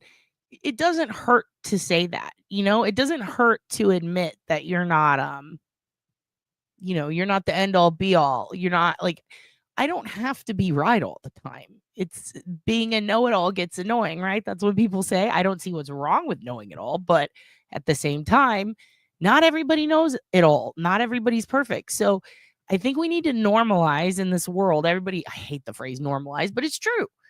We need to normalize being okay with fucking up, maybe being wrong, maybe admitting that we can change our minds. We live in a society where everybody says it's okay to make mistakes, but is it? Because if you make mistakes, sometimes people condemn the fuck out of you. It's okay you can always make up for something bad you've done. Can you? Because there are people who have been canceled for saying a word. You know, they might say the R word, and then it's like your whole life is destroyed. And then they apologize and they cry on TV, and then people are like, no, fuck you. Like, there's little things and there's big things. Having an opinion that's different than other people can cause people to fucking really hate you. I've learned that since being on YouTube. But I think that that's why it's really important to admit either when you're wrong, or admit when you were being callous, or just apologize because it doesn't hurt anything. Or, you know, to just change your mind. Like, it's okay. It's totally fine. With this guy, this doctor, he's like, I feel horrible because I spent years thinking this thing, and now I think this different thing. I love him because he's a doctor. He could actually, like, him admitting things were wrong, whether it's an investigator, a doctor, a genetic genealogist, you know, a photographer at the scene of a crime. For someone to admit that they were wrong, that could actually change the course of other crimes, or of the future, or of past crimes. It can have an effect. So it's even harder for them, I think, to admit it, especially when it has had such a deep effect and a profound effect on families and humans. So one of the things that I noticed right away is the amount of professionals who investigated this who are willing to go back and say, look, I fucked up. Very similar to that Texas case. Kind of blew my mind. I was like, whoa. But I find this very interesting. I did not know. I'd heard it was based on a real thing. And I'm like, yeah. But I never looked into it or taken a moment or felt compelled to. And this person, what's her name or his name? I don't know. Ninchi_true crime compelled me. In fact, I would encourage you to go follow their fucking page. They have almost 5,000 followers. They have a pretty good, solid channel up. They talk about true crime. I appreciate their comment because I learned a lot. Now I want to show you what they taught me because I fucking had no idea. And if you already know this, fucking my bad. Just sit through it for 5 more minutes. I think it's fascinating. Chamberlain has received. Somebody talk to Alice Springs. David, it's Ross here, mate. Yes, Ross. Can you hear me? I Right. can hear you fine, mate. Here we go. You might remember the news on this day. When it came, the announcement took everyone across the nation completely by surprise. The verdict came shortly before 20 to 9 Darwin time. The jury had filed back into the witness box and acting... Hey, you know what? That's a good point, Amber. True. But also, we don't know. I mean, that person could also be like her sister or something. Like, people also get sensitive about things like this because this shit happens. I mean, I'm not going to say I've been eaten by a dingo, but I've been attacked by a dog and had my fucking nose ripped off. And to this day, when I see a basset hound, I know it's a sweet little puppy and enjoys all the love in the world, but I have a hard time getting close to him or petting him. There's only been one that I'm genuinely scared of basset hounds. I know people laugh at me for it, but I am. Like, there's only been one named Charlie that I was able to pet because it fucks me up. I don't like that. I get this weird feeling, you know, but at the same time, I'm the same person who went up and did a comedy step downplaying my own stabbing and then fucking got ridiculed for it on YouTube. Called a fake, which is hilarious. I have a metal plate in my face and Miss Shorty said I was faking it. She said that I was, what was it that I was exaggerating? Okay, bitch. Well, I have a big plate in my face and I did get stabbed a lot and it was well documented. So A, how dare you, you nasty, nasty human, if you want to call yourself a human. And B, ew, that it's still up. Disgusting. And she wonders why I made that shirt. But I'm telling you, I'm still angry about that. I'm not going to let it go till she takes it down. I think it's shitty. But there are people out there, you know, they have different triggers. And, you know, this person, you know, they pointed out something to me that I didn't know. And even though I agree 100%, comedy can come from tragedy. For some people, it's hard. There's some things that they can't laugh at it yet, you know? And you know what? I think that honestly, after watching this and seeing, because I watched the whole thing, after seeing it, I just don't want to say it anymore. Because like, damn, now I think about that. Like, fuck. Like, I mean, that woman went to jail and shit. Like, and she was pregnant, right? Oh my God. Chief Justice James Muirhead said to the jury, "How do you find the accused, Alice Lynn Chamberlain?" The foreman of the jury, standing, said, "Guilty." Young woman, pregnant, in the back of a police car, in utter disbelief. Headed for a 4x4 meter cell in the women's section of... First of all, I know Ari personally. He's the first person to give me a break in comedy and let me open for him a lot. And he fucking rules, and he's the nicest person on earth. And it was so crazy that people went after him for Kobe. But at the same time, you know, that's his thing. They didn't know that his thing was he roasts dead celebrities everyone loves. And he says the worst thing about them. It's like an honor, you know. But you're talking about Steve Rannazzisi.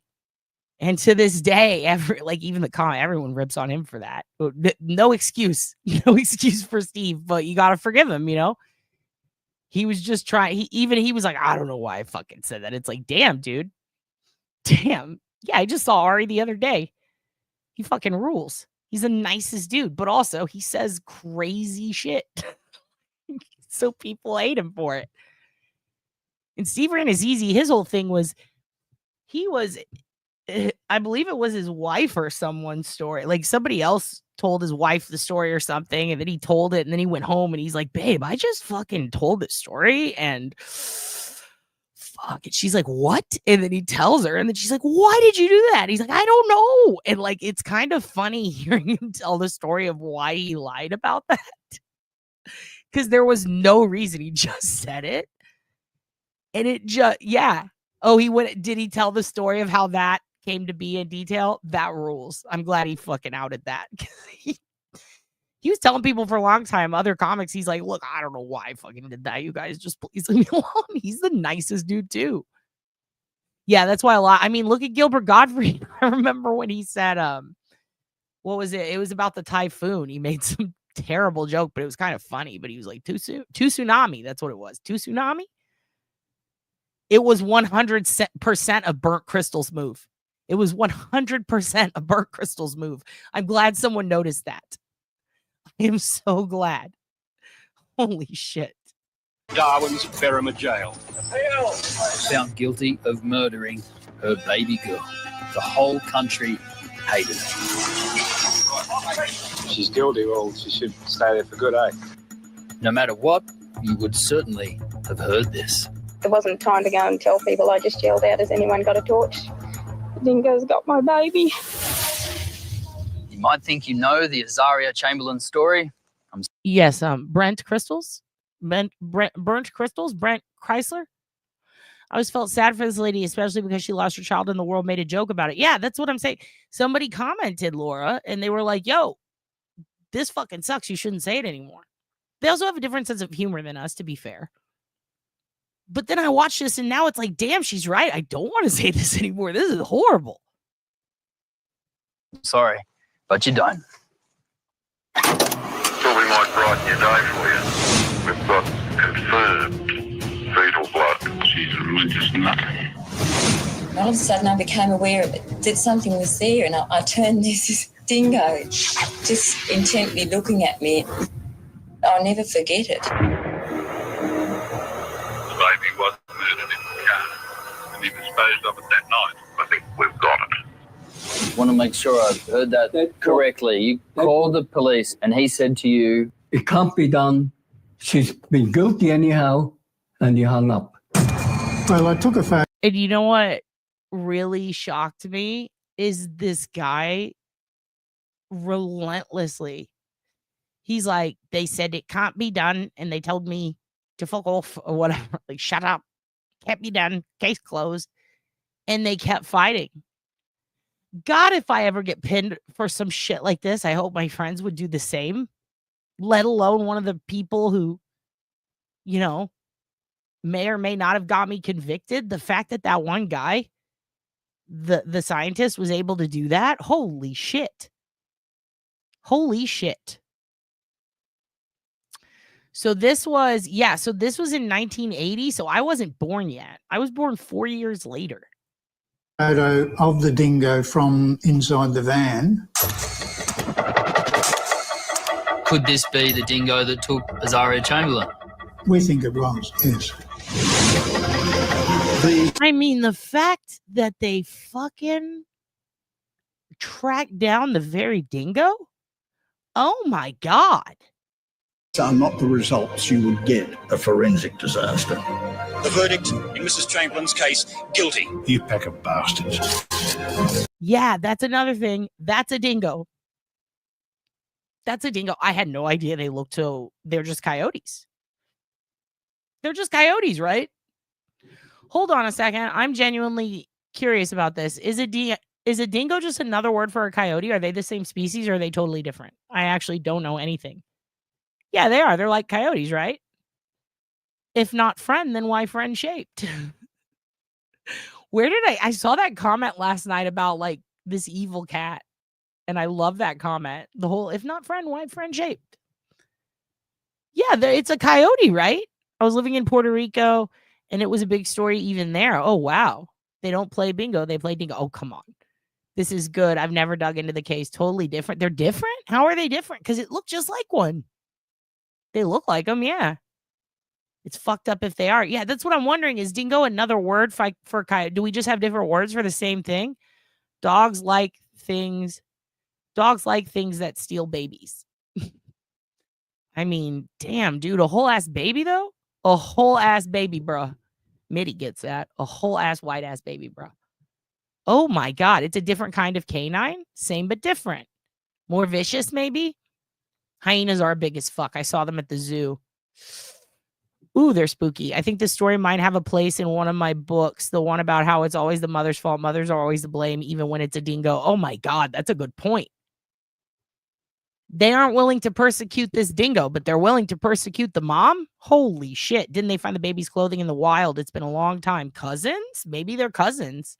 Yeah, I don't know. I think they found it in the woods. Or not the woods, like out in nature, in the bush. I was honestly very tired when I was watching this last night, and I was kind of like, I'm not going to lie, it made me cry a little bit. Always a rainbow after every storm. There must be a rainbow somewhere on this.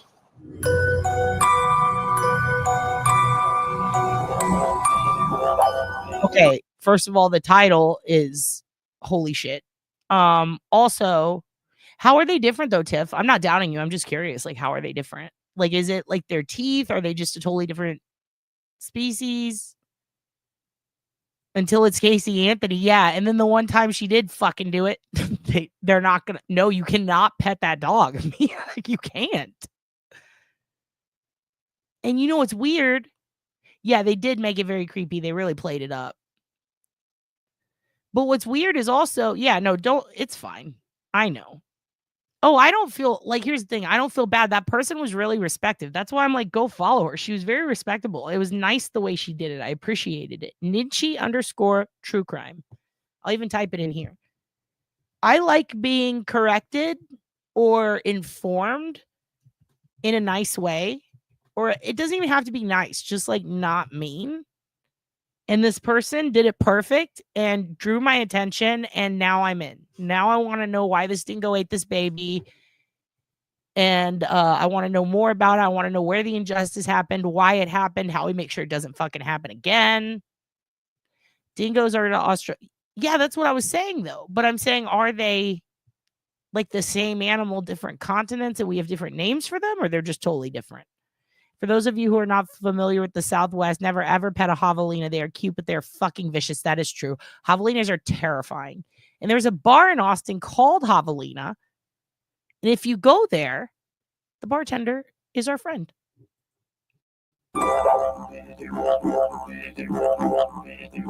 If Australia has a spiritual center, it's here, Uluru. Also, it's Uluru, ULURU. And I kept thinking he was saying Luru. So when I was doing my research, I couldn't find it. And I was like, wait, what? I had to type this in, the name of the case, to find out it's Uluru. Oh. Dreamtime stories say it was shaped by spirits, the sandstone scarred from their battles. After that came life and rebirth. But the revelations from this sacred ground are not finished yet. In 1980, a yellow... Wait, dingoes came from bred dogs? That's interesting. Huh. So they have a pack mentality? So do you think that one being on its own and hungry is probably why it ate the baby? Like, I'm serious, because if you see a coyote in the wild here and it's alone, and especially if it's out in the day or evening hours, but it's not full dark yet, that's like a sign. It's like, don't fuck with that coyote. It could be messed up. You know what I mean? So feral dogs, you'd think they go with a pack, right? They're all about tribalism and shit. I wonder if, like, straying from the pack, being out in the bush, possibly hungry. I mean, rabies is a thing there, right? I wonder. It's just strange. It's very strange. Holden Tirana pulled into a dusty campsite here at Uluru. Inside was a family of 5. They'd come to see this magnificent sight.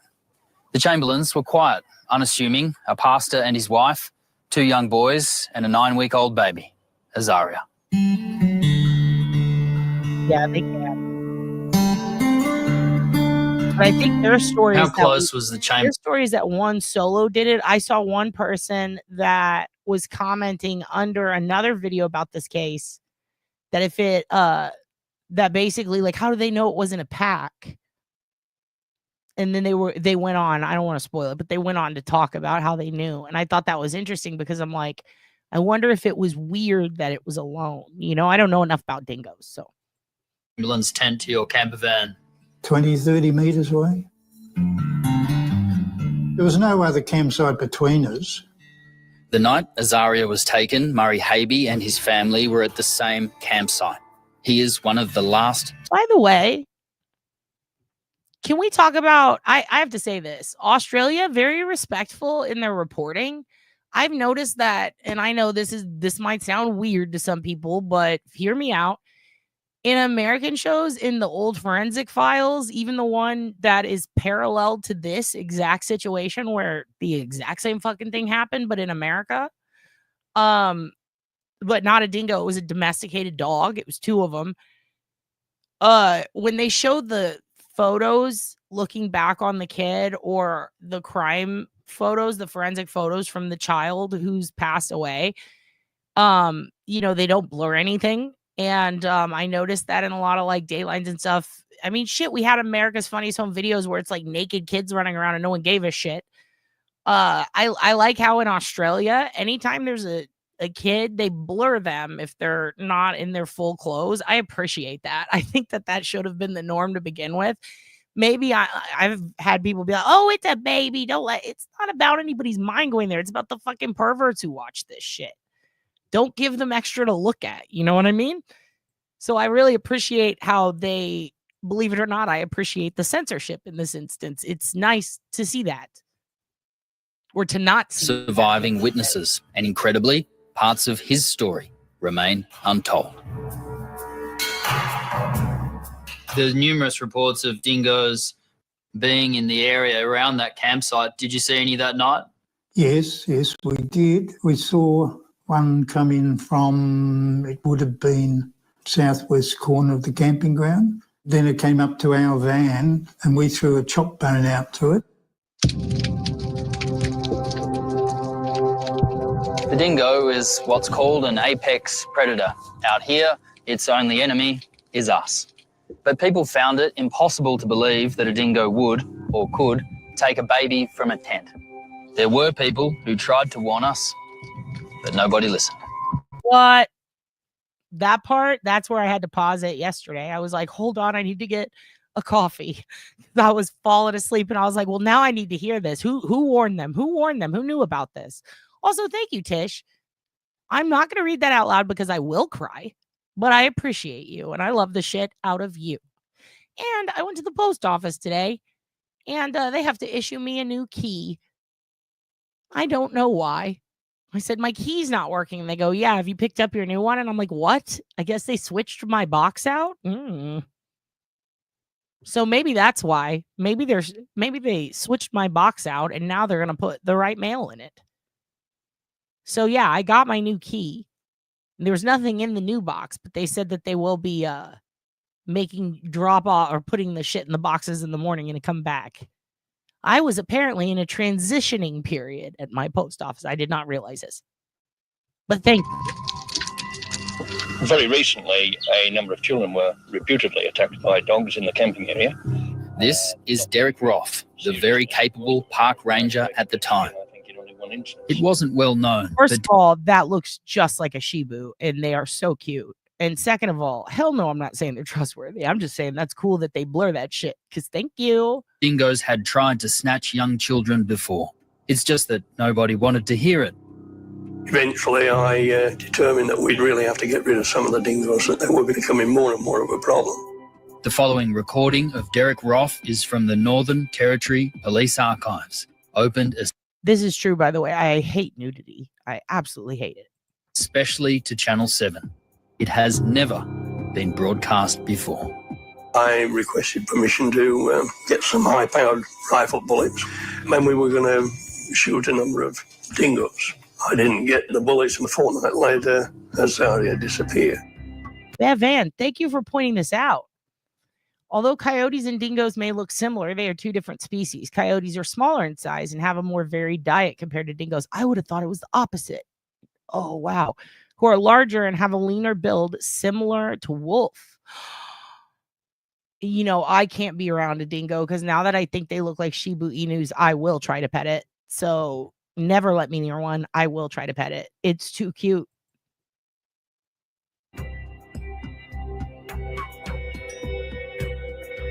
On the night Azaria was taken, Murray Habe was in his camper van here. The Chamberlains were next door. The Wests are to the north of them. Greg and Sally Lowe are close behind, Yes, you have near that the right. communal barbecue area. At 8 p.m, Lindy Chamberlain screams. She came up towards our van and I could see she was distressed and she was calling out a dingo had taken a baby. So I went out to her and she said, when I went to the tent, Azaria wasn't in the tent and I saw a dingo leaving the tent. I went back and got the torch and took off in the direction she said. What police didn't know was Murray was an amateur animal tracker, had been for years. I found this track that How much more perfect do you get than a guy at the scene of the crime who works with tracking fucking animals during this situation? To find out the police fucked it up was really shocking. it was different to all the others. It was heavier and it was obviously a bigger dog or a dog carrying something. I followed that for about 100 metres. It put its load down and you could see the depression in the sand. Important thing was you could see the impression of a knitted garment and there was a spot beside which looked like a wet spot, as if it was either blood or saliva. I couldn't work out which. I kept following the tracks. Came to a car park. I lost the tracks in the car park. The only clue has been the discovery of dog tracks. Police say there's only a slender chance of finding Azaria alive. Did seem an extraordinary story. The whole thing was exotic. It was an exotic location that was in the middle of Australia. There was Ayers Rock in the background. There was this very beautiful young woman telling what seemed to be an incredible story. So it was a bit like Death on the Nile. It was an exotic location, a beautiful woman and a suspicion about what she'd done. I know, Mitty, right? A dingo had come into a tent at a campground and right under the noses of the parents, it snatched a baby. Or did it? Lindy and Michael gave this. Peter, we're learning about y'all's situation with these dingoes. First of all, very cute, but very dangerous. We're learning. And also, a fucking dingo tracker is on the scene. And how did the police not take what he said into consider an actual eyewitness? This is really shocking. It's Uluru, not Ayers Rock. Yes, they said Uluru earlier, but they said Luru. And so I was telling them how it took me forever to realize it's Uluru when I had to end up looking up the case to find out. And that is a very isolated area, huh? Extraordinary interview the day after it happened. When we saw the spots of blood in the tent, as we looked, we realised it must have been a very quick event. And this morning... Also, Mia, thank you for being my feral child. Also, what... I'm so, like... What do you think, Mia? What do you think? Thank you for the Twinkie. But what do you think about that? Like, how did they get this so wrong? Like, a pregnant woman really, like, think about pregnancy hormones. I've never experienced them, but I have an aunt who is like, she's just, we do not get along. Okay. She is like intense. She's a lot. Okay. And we have never gotten along. But then when she got pregnant, sweetest person on earth. I mean, would cry at everything. And I notice this is a trend in my pregnant friends. When they become pregnant, sure, they can get agitated, but they would they're so like, oh my God, this bird is hurt. Let's take it to an Audubon society. Like, what? It's a fucking bird.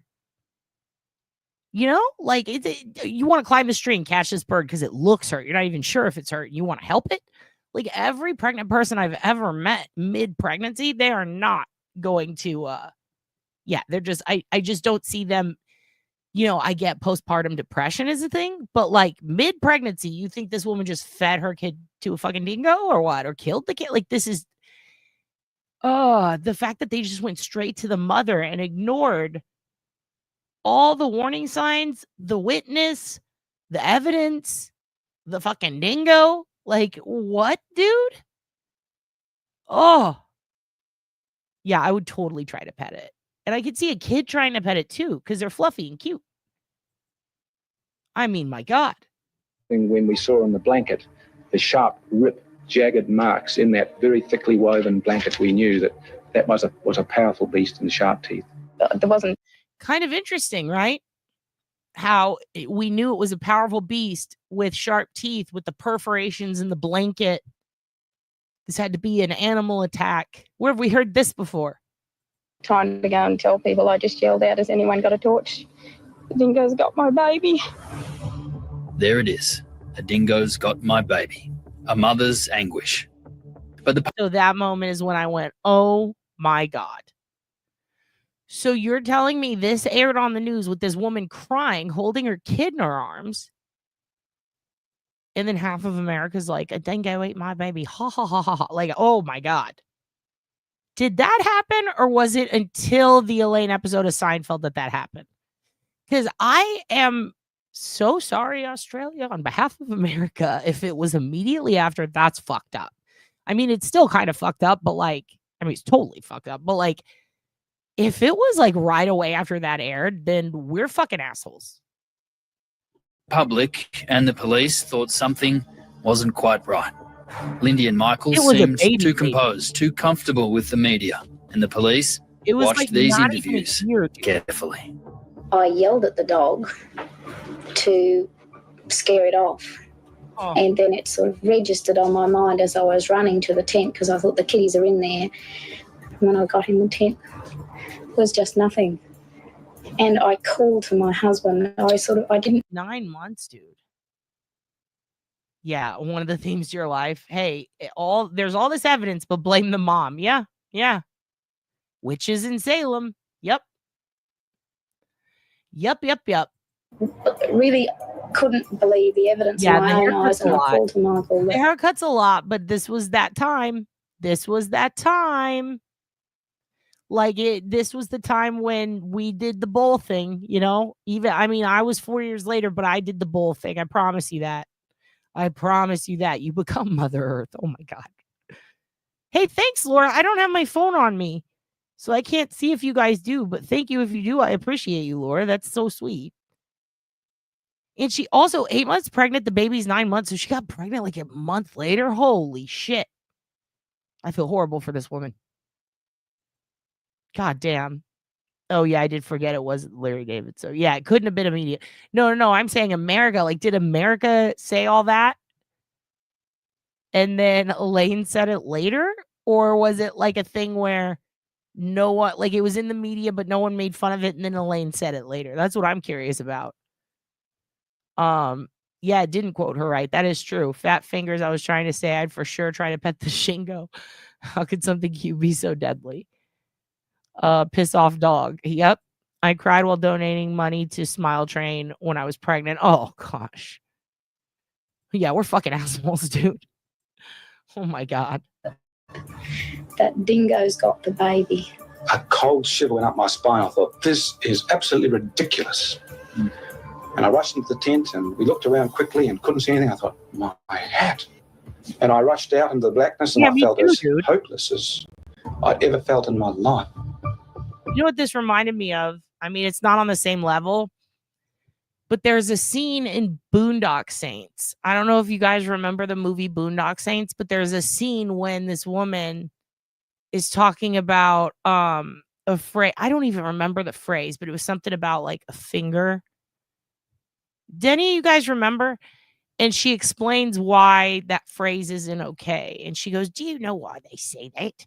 And then she goes off about it, about what this phrase means. I don't remember exactly what it is, but she tells a story and it's like, oh my God, that's the history behind that. And I remember like watching that part and being like, that can't be true. And then looking it up and it was. And I was like, oh, fuck. And we just casually say this all the time. Oh. Yeah, how long for the USA to mock us after a tragedy? Jesus. We can blame Vidal Sassoon for the stupid bowl haircut and Mary Lou Retton. I blame Mary Lou. A few years ago, I kept seeing videos of street monkeys trying to steal babies. I think it was in Japan or something. Yeah. Yeah, the monkeys are always trying to get babies. And they stole a wallet from a guy in a zoo. And then one of them stole the iPhone and then was taking pictures of the people while they were crying. Holy shit. Oh, Long Johnson. Oh, that's totally different. Oh, fuck, I wish I could remember what the I've already done. Here's my moment of being a fucking dickhead. Yeah, I was researching those for jokes for a set on stage. So I'm a fucking asshole. And then I got sad when I found out London Bridge was about the fucking, or was it Red Rover? It was Red Rover and London Bridge about like the plague and shit. Ugh. They're all about mass groups of people dying. All of them. And then Humpty Dumpty's real sad because then there's an egg cracked and we know how expensive eggs are now. Jesus Christ. You did a paper on it? Oh, I'd love to hear more. By all means. I ended up changing the subject matter. What? They brought the London Bridge to Arizona piece by piece and rebuilt it in Lake Havasu, Arizona. Really? Starring that, I'm going to go look that up later. Huh. Yeah, Ring Around the Rosie was about the Black Page. Ashes, ashes, we all fall down. Jesus. Oh. And then you look it up and you find out, oh yeah, you just get covered asshole to elbow in boils. And we're ripping on those people? The fuck? Look, I'm a comedian over 15 years and I find this insane. What if I just realized that all jokes are based on shit like this and then it just totally fucks up my entire purpose in life? It's fine. Let's keep learning. As I've always said, there's no rules to say how people should behave after a traumatic event. Some people laugh, some cry, some go to water, some don't. You can't judge people's personality, judge people from the way they react to situations. We shouldn't, but we do. And the police are no different. But they were also making crucial mistakes. This remarkable interview is with the police forensic officer who worked the crime scene at Ayers Rock. Do you have any idea what you were dealing with? Not at first, no. I wasn't sure about the case, so I had nothing to guide me apart from what I read in the newspapers. And so you had to rely on the newspapers to carry out your forensic investigation? Yes. To write a report? Yes. For the Northern Territory Police Force? Yes. Myra Fogarty examined the crime scene, collected the all-important evidence. She had been working in forensics for a total of 3 months. I have a lot of sympathy for the Chamberlains. They were, in effect, accused of murder. And in a roundabout way, you were in a part responsible for that impression. In a roundabout way, yeah. Because of allowing it in. Oh, now you're going to put it on this bitch? I noticed a lot of men don't get blamed in this. What's that about? Yeah, all jokes are. They are all from trauma and humor. That's true. I am having an existential meltdown. Thanks, kids. Why is Rockabye Baby on the treetop? Exactly. And Hansel and Gretel, don't go to that stranger's house. Oh, no, I had Grimm Fairy Tale. I have that book. I still have it. Oh, I'm aware. Oh, I am aware. It's, you know what? And I mean, I'm from the generation. I mean, a lot of you guys are too, where as soon as we saw AIDS, we laughed. From South Park. From the South Park dudes. Remember that? They had a whole musical about AIDS. Americans, we are highly inappropriate, but it's how we cope with tragedy. Although I will say, I had no clue where yeah, everyone has AIDS. Yeah, I did. Oh my God, Ryan. Yeah, I can't wait for you to make jokes about my fucking meltdown. Oh, you talking about the Grateful Dead in the brothers in the woods? And the marijuana trafficking by boat. Oh, I'm aware. Team America fucking ruled. Women ruined everything. AIDS. Yeah, we made jokes about AIDS. We thought it was hilarious. Yeah, we were all raised by Marge and Homer and the Bundys, all of it. But I like it when people come and correct me about this shit so that yes, it is. Yes, it is. I did not make that shit up. Are you fucking kidding me right now? Are you fucking kidding? Do you want to go, Laura? You want to go? Look it up.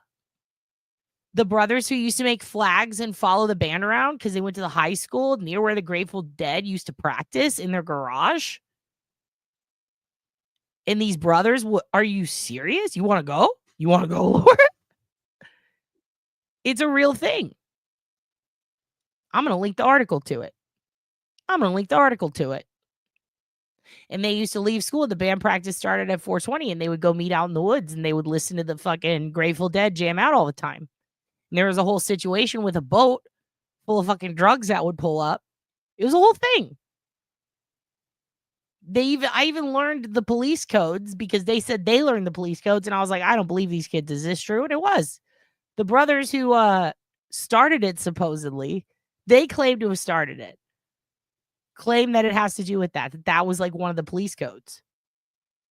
Yeah, it was the crime code for weed, but it was also the time when the Grateful Dead would practice after the school and they'd go meet up with them.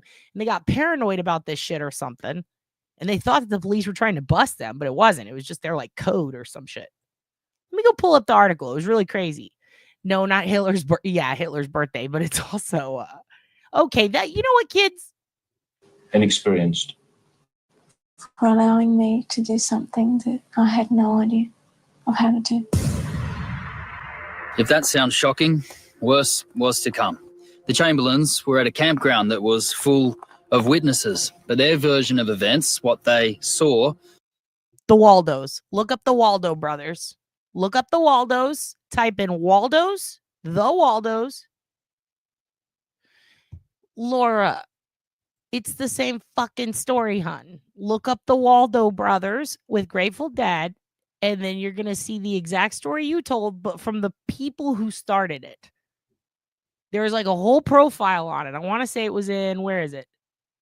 The Waldos Association with the Grateful Dead. They've been, Waldo, Dave's older brother, has been a good friend of the Grateful Dead bassist Phil Lesh for many decades. In the 70s, Dave's brother managed Phil's side band. It's a whole thing. It's 420 history origin in Rolling Stone. Here you go. Look at this. You guys think I don't know where the fuck 420 came from? You're out of your fucking mind. Laura, I will not be silenced. Look at this. Look at that. No, I'm telling you, the story is that these guys thought that was the code and they got all paranoid. And they thought that the cops were trying to bust them for this like fucking weed boat. There was like a whole thing where they would unload pounds of marijuana from this boat. And it was well known around the town. And there was a thing where they thought that the police code was 420. And that was the rumor. Just look, I just posted the article right here. Look. There you go. Look that up. Go read that right now. Good. Take a moment. You can come back to this, Lord. Take a moment and go read that right now.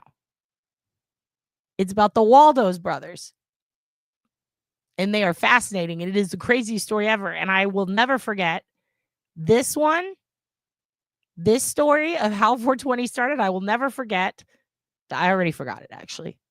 I actually already forgot it. No, I'll never forget the Playboy article about fucking what's his name's sister, Tom Arnold's sister, who started meth in the Midwest. Two extremely incredible stories that I will never forget because I read them both on a toilet and I stayed extra long to finish. But by all means, go read that story. I'm telling you, the Waldos, dude, that's where 420 started. And I brought this up to Melanie once, and I think she knew the exact. If I remember correctly, she was like, "Oh yeah, I've heard that too." Yeah. No, but my info could be wrong, so you should go read it because it's actually very interesting. Because it's just these paranoid kids. They would make flags and they would go to the Grateful Dead band practice, and they would get all fucking paranoid. Yeah, Tom Arnold, the comedian, his sister is who Breaking Bad was based off of. And she literally had the same underground fucking meth lab under her horse farms, because that's what she used to essentially, launder the money from the meth. Is because she used to fuck this biker. Then she like married him or something. And he was one of the Hells Angels guys or some shit that basically brought all the meth from Mexico to this bar. And she was supposed to just give it to people to test, to get them hooked on it so that they could traffic it more. She could sell it at the bar. But they got way too hooked on it. And then everybody got hooked on it. And the bikers got hooked on it. She got hooked on it. Everybody got fucking hooked on it. And it blew up. It got way bigger than they expected. So they had to launder the money they had so much. It started causing a lot of problems. But yeah, that's essentially it. So yeah, it was pretty fucking crazy. And then meth was born. Did not fit the police case that was already forming behind the scenes. Well, they told me they had an agenda when the two policemen came down to interview me at the Vauxhall police station before the trial. What did they tell you exactly? They said they were only looking for information that would convict Lindy of murder. They just told you that outright? Yes, I was flabbergasted. I shook my head and I think, am I hearing this really? They're meant to be finding the truth. Remember, Murray had seen a hungry dingo the very night Azaria was taken. And how close did he get? 6 feet away, 2 feet, 2 metres. Murray, did you take any record of the dingo? Well, I took a photo of the dingo from inside the van. You got some photos? Yes, I took 2 photos of the dingo. Murray, this is an important question. How soon was this before the incident took place? Half an hour? Yeah. It would have been half an hour, 20 minutes before, yeah. 30 minutes before Azaria was taken. Murray, this dingo that you have a photo of, I know this is a big question, but could this be the dingo that took Azaria Chamberlain? We think it was, yes. Was this photo shown in the trial? It wasn't shown when I gave my evidence. When I spoke to the barrister a few days before I gave evidence, he said, I won't ask you anything about that in court, which I was dumbfounded about. Like a lot of people were a bit naive and I thought that they were trying to... Okay, sorry, I had to go get a little ice put in my coffee. It said a group of San Rafael high school students inherited a map that allegedly led to... Yeah. Those are the kids. The Waldos. And then the 420 was their code, right? But then there's even a longer story where because once that one article came out, there's even an earlier one before 2020. In 2020, they I feel like they shortened it, but there was a longer one where they explained that they also thought the police were after them because they found out about this. What's the fucking site? It's Mary Jane's spelled wrong. It's MERRY Jane.com.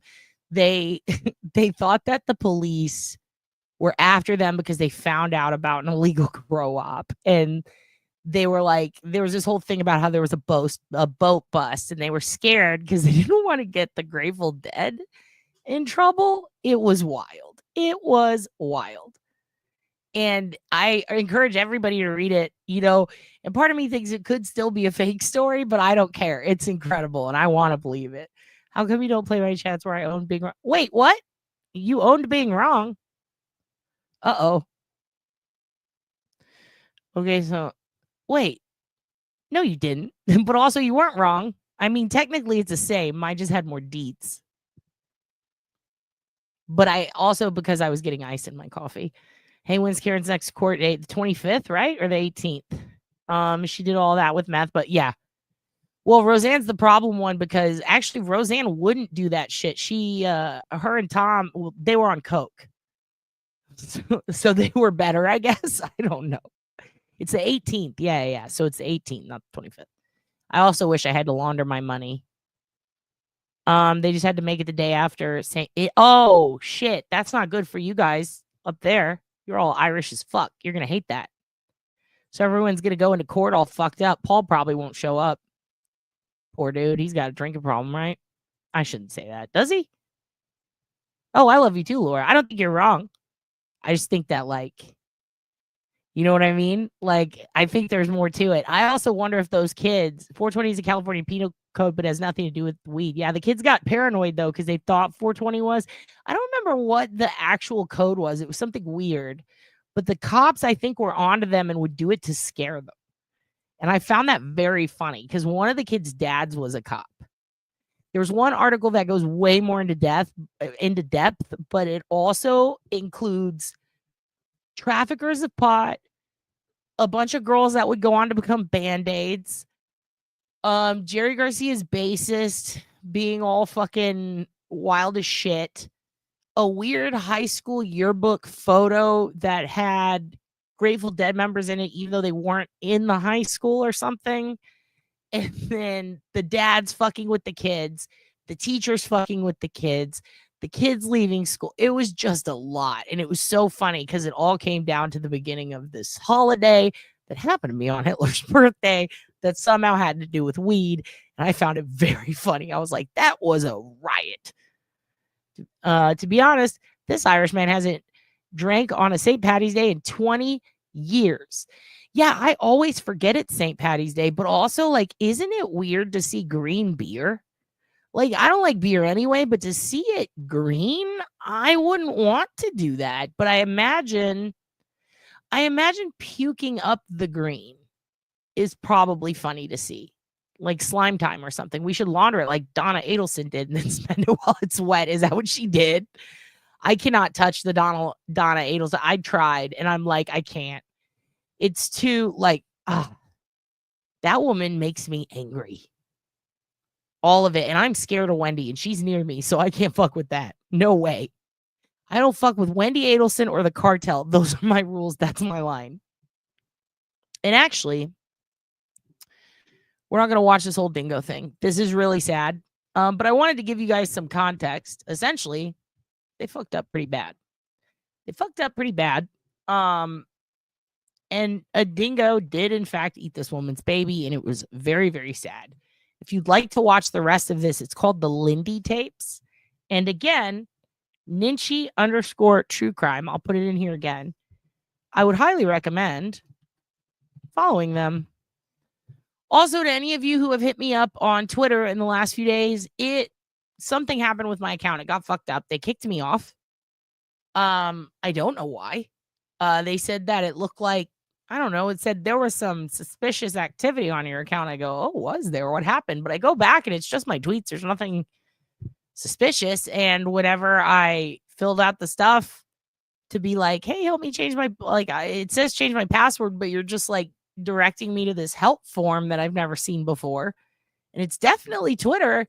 It says because of a high volume of issues, it could be up to 2 weeks. And I'm like, what the fuck? So yeah, I don't know who I pissed off. Probably Elon. I rip on him all the time because he's a fucking psycho and a fascist. But, you know, he probably got fussy. Okay. So we have talked about the dingo situation. I'm not going to say that shit anymore. That makes me sad.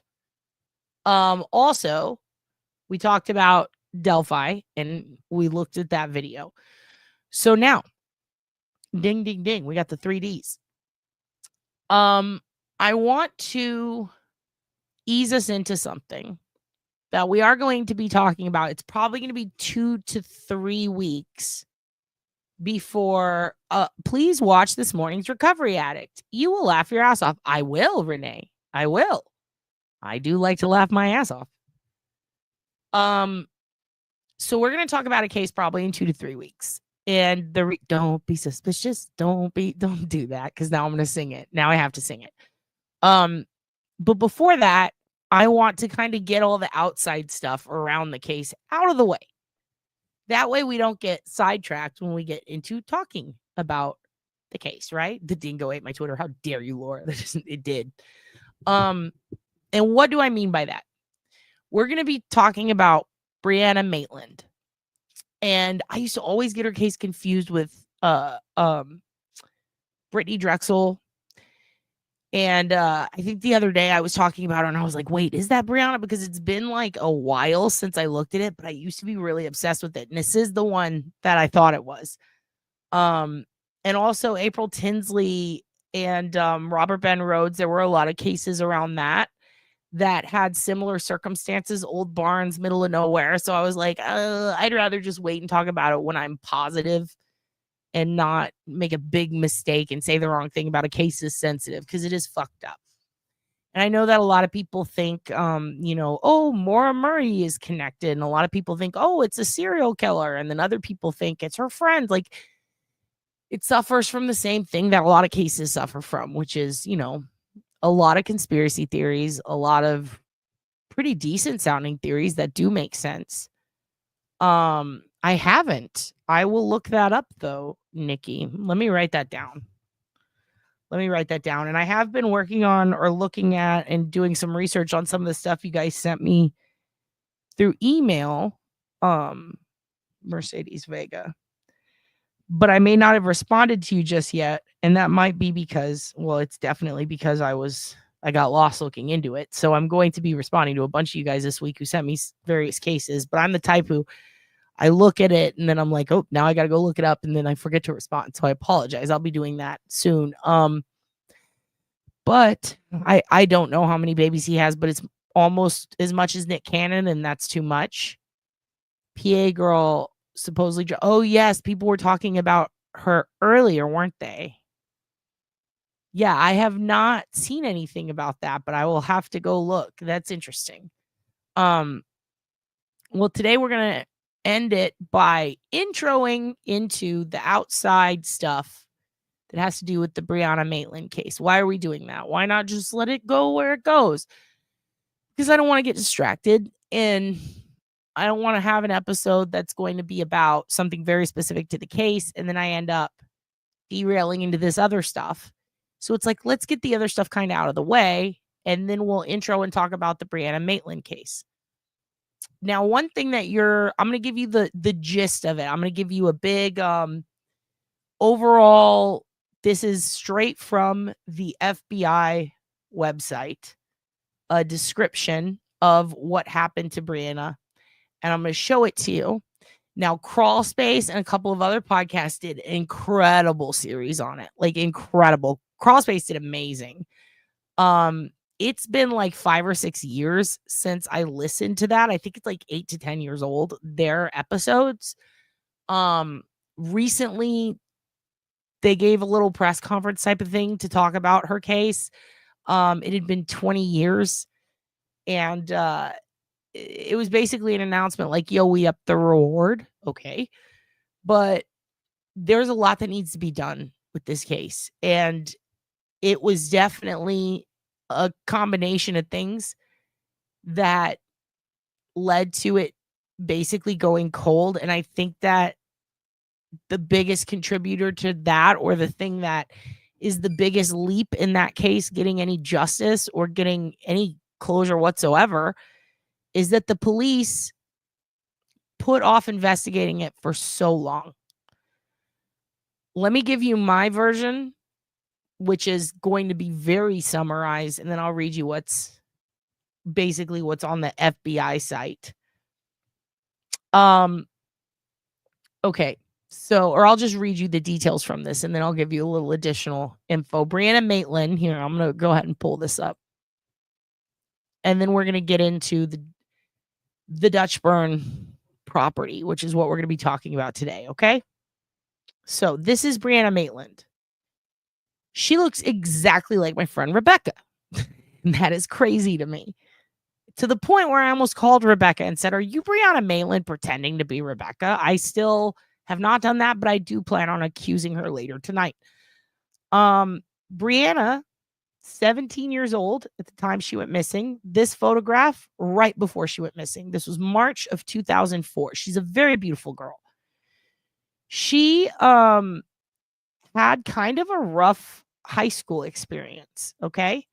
So her high school experience, this is a rendering of what she would look like. Let me just go forward with this. That's a school picture.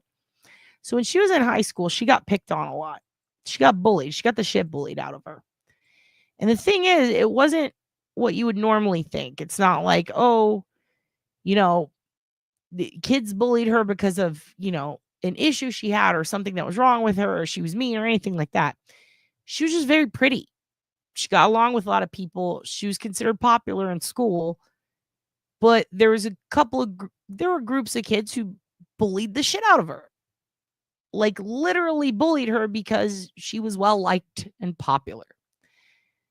I'm not gonna lie, at first I was like, when I heard that, I was like, well, you know, that seems like there's got to be a reason. Come on. You know, what, did she date somebody's boyfriend or something? Nope.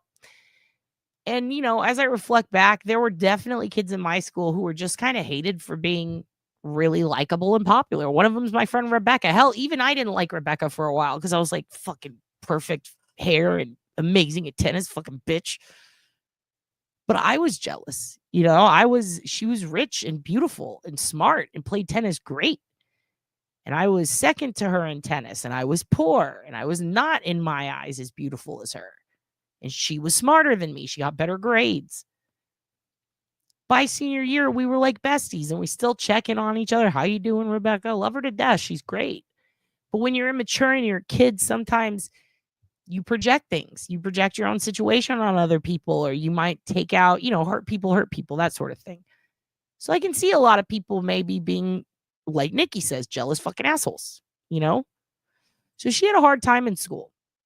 In fact, she had such a hard time. There are photos that I'll show you later that are like, they're kind of hard to look at, not gonna lie, but it's her covered in bruises because shortly before the incident we're about to talk about happened, she got the shit beat out of her a month before, in February of that year.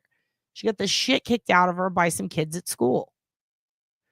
One girl in particular, I believe her name was like Keely or something. That chick would not let it go. She was so mean to her, and they beat the shit out of her. She ends up in the hospital, right? She's tired of it. She's like, I don't want this anymore. She wants her senior year to be good. So what does she do? She switches schools. And here's the thing. She grew up 10 minutes from the Canadian border in Vermont. So she gets the shit kicked out of her. She gets bullied. She says, you know what, Mom and Dad, I don't want to go to this school anymore. I'm going to go to a different school. That's what, you know, that's the overall consensus was, okay, you know what, you want to go to this other school, you know, you might have to, like, basically she moved out of her house at 17 to go couch surf, to sleep on friends' couches. She moved a couple of times to stay with friends so that she could go to this other high school. And when she went there, the bullying didn't really stop. Kind of carried over. And less than a month later, she'd be missing forever.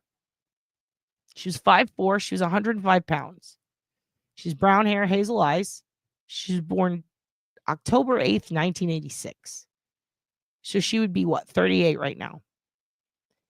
Maitlin has a scar on her forehead near her left eyebrow. The left nostril of her nose is pierced, and at the time of her disappearance, she usually wore a nose stud in it. Brianna Maitlin, the age of 17, was last seen in the late evening hours of March 19th, 2004. She was completing her shift at a restaurant in Montgomery, Vermont, a small town near the Canadian border.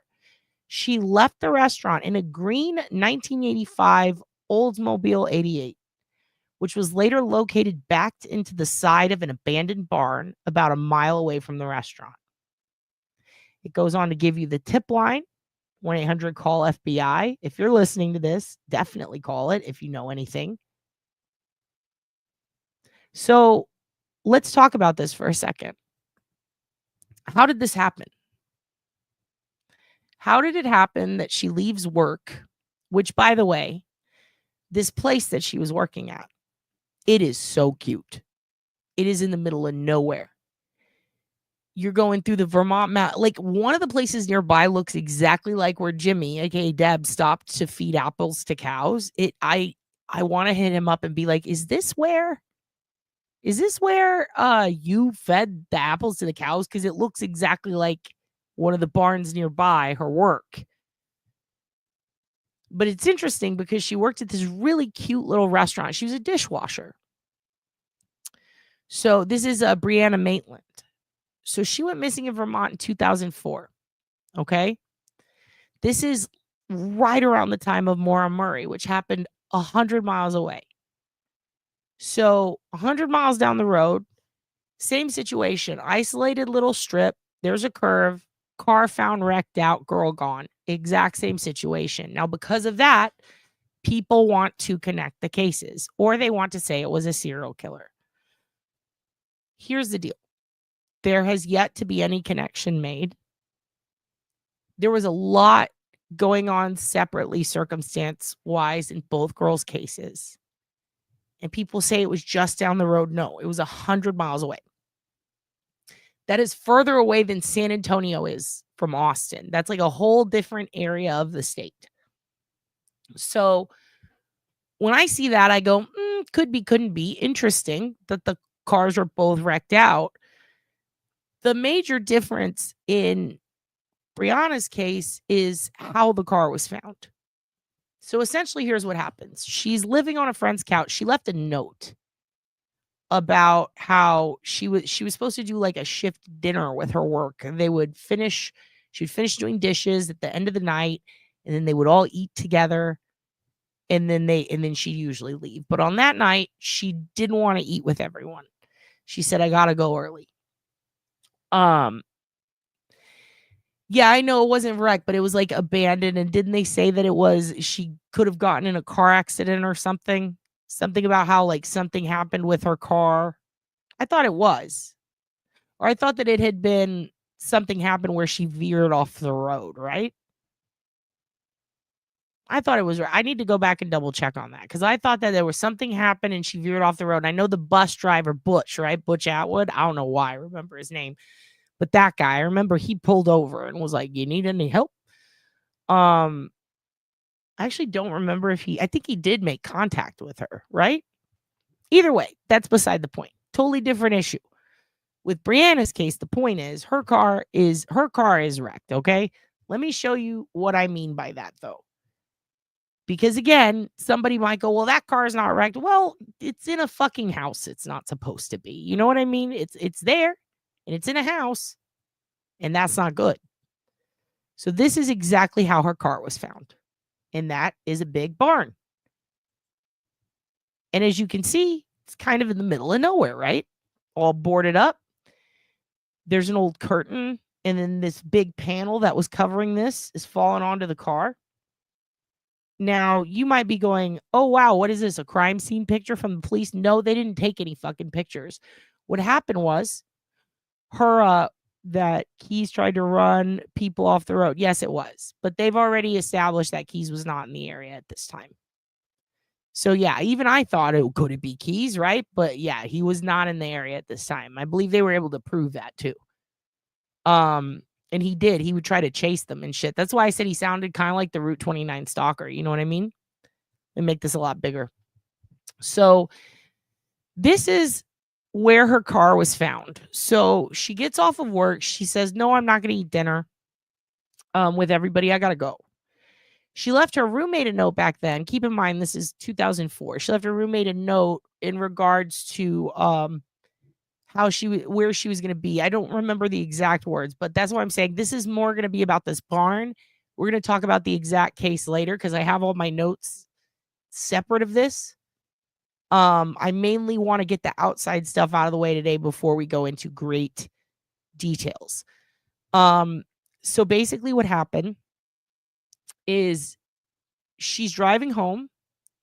Something happens. Her car ends up like this. This is less than a mile from her work. Yeah, I knew.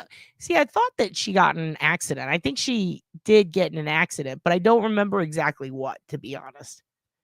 I did briefly talk about Brianna the other day. I brought up her case when we were talking about Keys, how people think that Keys was involved, you know?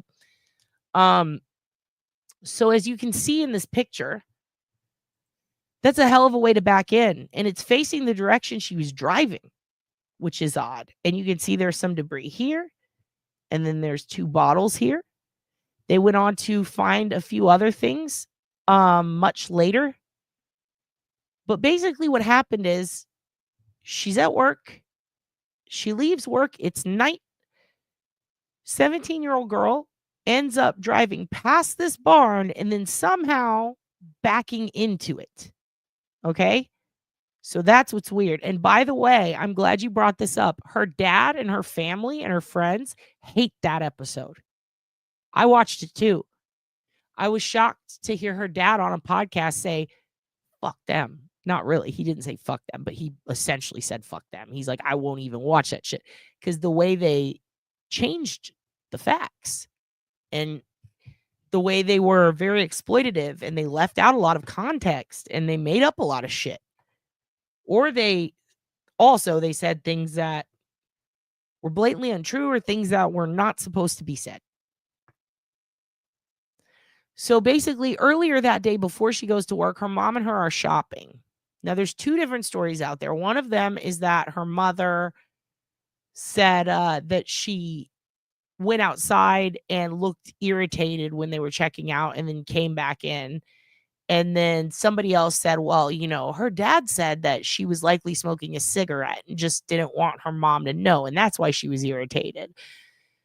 But in the same podcast, Crawl Space, where they interview her dad, it is stated very clearly that she saw someone outside and went to talk to them, I believe. So there's a couple of different stories, but regardless, that day she was anxious about something. Okay. She had to start her new job the next day. So she had two jobs. So that night she was going to wash dishes at this little inn. She was going to drive home. She had to be up early to start her next job. She was all about making money so she could change her life. At her new school, she started hanging out with people that weren't in the best, they weren't the best crowd, you know? Some of them did drugs. Some of them were in gangs, heroin and crack. The epidemic was just curving there. Just kind of like the crack epidemic was kind of ending and the heroin epidemic was picking up. So those two intersecting forces were also affecting friend groups, you know, people in the area. And because of that, disappeared a bunch of these other outlets that reported on her case. Even the fucking police, even the Vermont police made statements in articles saying that, you know, oh, Brianna was swept away by drugs. First of all, rude. Second of all, fucking chill. Like, she's 17. They don't know that. Just because her friends did it didn't mean she did it. And if she did, let's not tell everybody that without being absolutely sure that had something to do with it. Okay. So essentially, she is nervous that day, but she had work the next day at her other job, at her inn job where she was doing the dishes. She leaves a mile down this windy road. She ends up somehow, I guess, stopping her car. Maybe it spun. We don't know what happened, but she backs into this old barn. It's very bad. It doesn't look good. However, a lot of people, some police, private investigators think that it looks staged. Others think that it could have been drunk driving. In fact, that's what the cops thought. So a few things. First of all, the cops passed by this and didn't stop. They saw the vehicle. They didn't check it out. They didn't report it. They didn't call it in. Why? Because they thought it's cold outside. That barn's abandoned. Looks like a drunk driving accident. We'll get it later. Literally, they're like, we'll handle this later. Okay. Her own boyfriend at the time is driving back from Canada, wasted, drunk driving, drives right past the car, notices it's Brianna's. His story is he pulled over. He's wasted. Apparently, he may have even, I think the story is that he turned her lights off and checked and was like, where is she? And her shit was still in the car. He's like, well, I'm going to close his door. Something might happen here. I don't know where she is. She probably abandoned her car because she was drunk. He didn't know. Then he gets back in his car and keeps going down the road. Says, I'll call her tomorrow. This was back when a lot of people didn't have cell phones. Then a group of these guys that travel around hiking and doing wooded shit, they're like a group of travelers. They drive by in the day and they see this car backed into this building. And they think, wow, this is creepy and weird and kind of beautiful. This could be a puzzle. And then they stop and they took this picture. They took this picture. They said, this is weird. So only after that, and I believe it was one of them who reported it to police or called the police, or the police drove by when they were doing it. Either way, the police finally take notice, take the car or leave. They left the car there. They didn't take any pictures. They leave the car there for all that time, and then they come and they finally grab it. And they don't even call her mother, who it's registered to. In fact, her parents start wondering, where the fuck is she? They drive down. They saw that shit. And they're like, hey, police. Hi. What the fuck? And then the police, when they hear that it belongs to this 17-year-old girl, they go, well, she was probably just drunk driving and ran into the woods. She's a runaway. The weather was like this. This was right after it happened. This is what the weather was like. It was freezing. There was snow. It was shitty. This is literally right after it happened. Like, I think it was like the next day or a few days later. These adventurers, they took this exact picture. In fact, the only pictures we have of the car in there are from these strangers. They're not even from the police. So, essentially, the police took too long. A private investigator got involved. He found more than anybody could. The parents are getting involved. They're like, what the fuck? Why didn't the police look into it? The police are like, nope, she's a runaway. It wasn't until much, much later that the police took it seriously. Even though the parents explained the circumstances, she just got the shit kicked out of her to the point that she needed to be in the hospital because kids beat her so badly. Was it them? Was it her friend group? Rumors were swirling. It was bad. And they never found her. So, we're going to be talking about this a lot. So, what I would like to do is to end this episode. I want to tell you a little bit about the barn that it was backed into. And I know that's kind of crazy. Like, well, does this have something to do with it? Not really, except I kind of got obsessed with, okay, what's up with this barn? Like, what? I don't know why, but when you hear about things like it's an abandoned barn, like, who are the owners? Did they not go by and see? Like, I just got nosy. So, one thing I found out is that this is a very famous old abandoned barn. And if you'd like to look it up, it's called the Dutchburn House. Dutchburn. And when I looked up the Dutchburn House, something popped up that is so fascinating. And it is a story from the Los Angeles Times from 1989. So just 5 years before this car. No, sorry, 15 years. Whoo, way longer. 15 years before this car crashed into it. This article was written about this very house. Because I just thought it was so creepy. I'm like, honestly, I was like, this is a creepy fucking house. What's up with this house? It's the only one within like a mile or two. So it was kind of weird. And part of me wanted to know how many times cars crashed into it. Because it's on a curve, but it's not a really sharp curve, although it's described in a lot of articles as a sharp curve. So I was like, well, that's weird because it doesn't look sharp. Let me show you the wildest fucking rabbit hole I've gone down. Again, doesn't necessarily have anything to do with her exact case, other than maybe one or two things in it that might make you go, oh, shit. That give context into how maybe her car got that way. Sounds kind of crazy, right? How can an article that's 15 years older than what happened give any context to shit? Well, you'll see. It is also one of the weirdest, saddest, most shocking, but also it's a time when a judge did a good fucking job stories that I've ever read. And I was so fascinated by it. I've saved it for a long time. And I'm like, one day we're going to talk about the Dutchburn House. And I did realize if I'm going to talk about Brianna Maitlin, I'm going to end up bringing this up and it's going to derail us for a whole episode. So let's get it out of the way first. How about that? Okay. Okay. I'm going to pull up the article for you. And I'm going to read it to you. And if you don't want to hear me read it, I will put a link below and you can read it yourself. And then we're going to end the episode. Okay. But I do think it's very fascinating. And yes, you can Google Earth the streets around the barn. You absolutely can. You can Google Earth that whole area. And on Google Earth, if you go back to 2016, some squatters used to break in and youths used to go in there. Rabid youths. They used to go in there and they used to do drugs and fucking shoot up and drink and party and, have the time of their lives in this old abandoned barn. And in 2016, a bunch of hostile youths burned it down. But before that, you can see it all over the map. Again, reminds me of April Tinsley's barn. It reminds me of all these different barns and scary, weird, like missing person things that it trips me out. I don't know.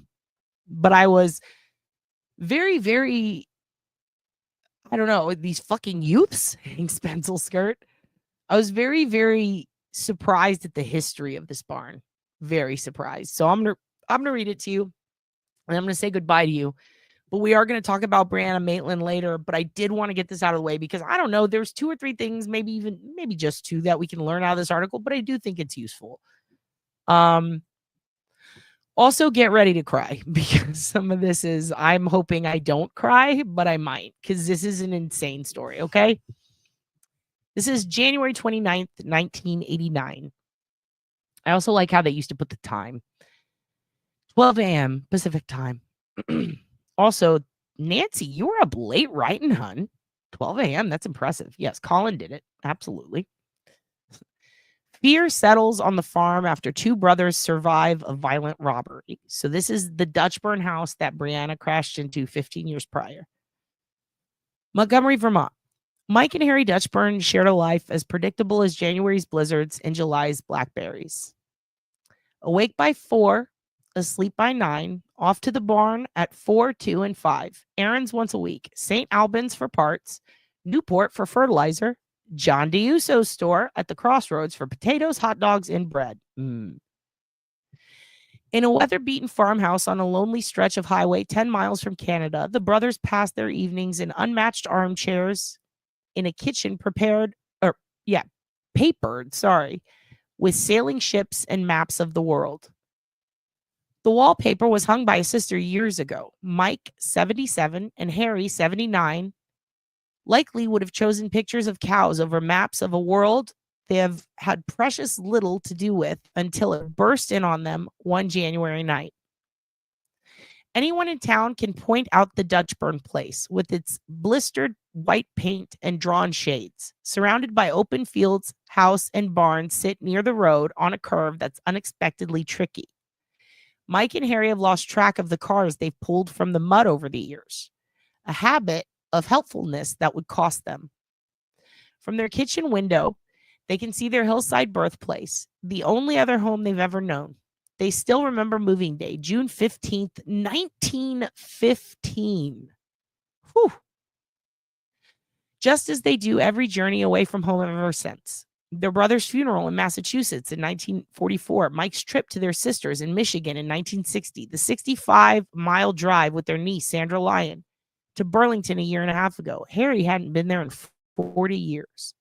Except for pies and cookies from Grandma's Bakery in Richford, the Dutchburn's list of indulgences is shorter than the list of trips. An aborted attempt at cigar smoking in 1940, Harry, and 2 chug-a-lugged bottles of gin in 1939, Mike. We don't owe anybody, says Mike. We pay cash or we do without. We go right along. That's our way. The Dutchburn's ways, modesty, hard work, and thrift were common knowledge on the frugal little farms of Franklin County. So was their habit of carrying large sums of cash. On the last day of January 1986, the ways of the world, violence, cruelty, and greed were brought home to the Dutchburns by 2 strangers who called them by name. They pretended to be out of gas. The Dutchburns didn't have any, but Mike climbed out of his narrow iron bed in the middle of the night. By the time he'd walked the few steps to the kitchen, the 2 men had kicked in the door. You shouldn't be here, Mike told them. He got hit in the face. Harry, who had $7,000 in his shirt pocket, walked in right behind him and got hit in the head with a thick maple cane he used to prod cows. Mike put up a fight. but it was over in less than 5 minutes.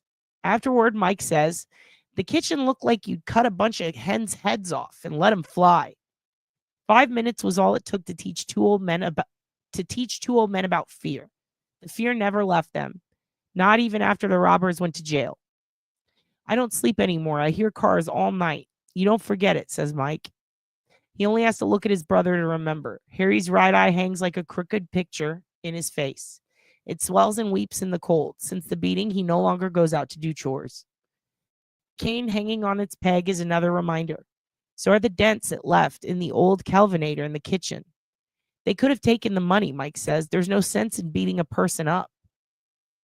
He rubs the dents gently. It's the people in the world that's changed, he says. They don't care who they take from. Detective Sergeant Bill Northrup, an 18-year veteran of Vermont State Police, calls it as brutal as any homicide I've ever investigated. Except that it wasn't a homicide. The Dutchburn survived. They just didn't recover. Mike Dutchburn lay for 3.5 hours on the kitchen floor after the beating, afraid to move. Harry was unconscious. When Mike saw a light go on next door at dawn, he crawled out to his Chevy pickup and drove a half mile to the neighbors. When their niece got word at 5:30 in the morning, she drove straight to Montgomery. At the farmhouse where she had spent her childhood vacations petting calves and eating ice cream, Sandy Lyon found 2 state police troopers in a kitchen spattered with blood. In her uncle's hospital room, she says, I didn't recognize either one of them. Lyon, a bank teller with 3 grown children, has the manners of a Sunday school teacher until she talks about the beating. Then she starts saying hell a lot. She remembers 2 strong, handsome men who teased and spoiled her. They were easygoing. They took you for who you were. Mike pulled my pigtails. Harry was the perfect image of my dad, who died when I was 17. Since the beating, she says, Harry has been to the barn once. Mostly he sits there and broods. They're withdrawn now. They have constant fear. Any little noise on the porch, and they're petrified. Harry lets Mike take him to the barber, but outings are rare. He has trouble climbing into the truck. His back, like his brother's, is bent from years of work in the low-ceilinged barn. The money Harry carried in and out of that barn, the money ripped out of his pocket, helped lead police to the attackers. Now, this is the crazy part. Whew, it was all crazy, but this is crazy. You spend 20 hours a day in a barn, Northrup says, and your money will smell like a barn. Whew. Salesman at Champlain Chevrolet in Enosburg knew that smell. It had lingered long after Mike Dutchburn drove off in his new pickup truck. They finally tracked it to the cash in the safe. Northrop alerted all Vermont banks and stores to be on the lookout for $100 bills with a strong barn odor. That led to some of the Dutchburns' money. The money led to one of the men. Yeah, it's that barn money again. I love that detail. First of all, I want to know what this barn smelled like. Second of all, damn, that's some good policing. Smells like the Dutchburn's barn. Fuck. This is why I tell you guys, carry liquid ass on you. So when it attacks you, spray them with liquid ass. Then you could go, oh, the person who did this smells like shit. Anyway, back to this. Northrop alerted all Vermont banks and stores to be on the lookout for $100 bills with a strong barn odor. That led to some of the Dutchburn's money. The money led to one of the men. Judge Frank Mahady can still picture the 2 stooped figures in faded green work clothes who shuffled into his Burlington courtroom as if from another century to talk sorrowfully about locking doors and mistrusting strangers. Harry told of no longer being able to work. The best part of my life is now gone, he said. Mahady listened patiently as the Dutchburns and their niece tried to explain why 2 years and 8 months in jail, the term of a proposed plea agreement, didn't feel much like justice. There is a very fundamental right, the right to simply be left alone, the judge said finally. It's so important and so basic that it doesn't have to be set forth in any documents. That basic fundamental right has been taken away. That's unpardonable. Mahady isn't known for rejecting plea bargains. To the hard right, he says wryly, I'm known as the criminal's judge. He made an exception in the case of Darrell Clark, 39, and unemployed with a record of larceny and assault. That's the guy, by the way, who attacked them. In July 1987, Mahady gave Clark 5 to 10 years in jail. Another judge gave Louis Gilbeau, 33, a stainer at a furniture factory, 8 to 10 years, with all but 5 suspended. Both men can expect to serve 3 years and 9 months. A rope around the neck would have been better, says Harry. He and Mike spent 3 days in the hospital after the beating, then signed themselves out. The doctor wanted to keep them longer. The Dutchburns had had enough doctoring. They opened a checking account and had telephones installed in the house and barn. Then they shut themselves up behind the new deadbolt locks. The house still looks sealed, vulnerable, and exposed alongside the highway. It could be abandoned, but for the truck in the driveway and the 2 figures sitting still as statues in the kitchen. They greet prolonged knocking with silence. Eventually, they respond to introductions shouted through the locked door. The gray sky is spitting snow, but inside, an ancient stove warms the kitchen. Harry's gold plaid chair is stationed by the side window. Mike's green vinyl recliner guards the door. A Holstein and her calf watch over them from a wall calendar, courtesy of Eastern milk producers. A paper bag worn thin as tissue holds their memories. One ghastly snapshot shows 2 hardy young farmers in matching coveralls and capes sharing a joke. Side by side, they are broad-shouldered and handsome, heads tipped back, mouths stretched wide, eyes crinkled shut. Slowly, stiffly, Mike hands the picture to Harry. Out of their armchairs, both men are curved, like question marks. I'm sorry, that's very funny. Just not them being curved, but just like the idea. It's like, oh, these old guys look like question marks. Why would you say that in an article? Fragile figures who move gingerly about the kitchen. All along the valley and farmhouses, much like the Dutchburn's doors and windows left unlocked for decades, were bolted and sealed that winter, and shotguns put away for next hunting season were retrieved. Franklin County's 37,000 inhabitants had known crime, but mostly of a different sort. Patches of marijuana tucked away in a field, or burglaries of unoccupied vacation homes owned by out-of-state skiers. Not the sort of face-to-face crime that has people afraid to come to the door at night. There was talk of forming a posse. There was talk of lynching and tarring and feathering like an old-fashioned killing party, Sandy recalls. Jesus, Sandy. No hole is deep enough, no rock big enough to hide scum like you. Neighbor James McGroarty wrote in a letter to the Franklin County Courier. I promise you we'll find you, and I pray to God the police do before I or other people in our town of Montgomery do. Eventually, things quieted down. 2 men went to jail, and life went back to normal, except for Mike and Harry. This month, an out-of-court settlement was reached in a lawsuit the Dutchburns filed against their assailants. Sandy says they brought the suit out of principle. My uncles are never going to be better. Why should 2 innocent people have to live this way? At the time, she says the $55,000 settlement will never pay for what they have to live with. It won't make up for the locked doors or the fear. Not long ago, yet another driver missed the curve by the Dutchburns and spun off the road into the field. He pounded on the door for a long time, but Mike and Harry sat very still. Eventually, he went away. And that was it. The end of that made me burst into tears. I had to reread it 4 times. He pounded the door for a long time, but Mike and Harry sat very still. Eventually, he went away. Wild, because the beginning of the article tells you how they lived before and how they would almost get like, to me, it seemed like they would almost get excited. Ooh, a visitor, because someone knocked on the door. Like they were happy to help anybody who wrecked their car into their field or spun off the road, which also seemed to be a frequent occurrence. I remember everybody when Brianna's case came out said, like, it's not that sharp of a curve. Even I said that looking at the thing. But it's snowy, it's the winter. And notice they said spun out. When I hear that, I think spinning, right? Made me wonder if that happened. And then she backed up to go get back on the road, but accidentally hits the vehicle or hits the house. Or if she spun, had done her turnaround, and then forgot to put it into drive and put it in reverse by accident. Such good, I know, and such an incredible piece for a newspaper. Colorful, right? I agree. And for them to put it out at midnight, Jesus.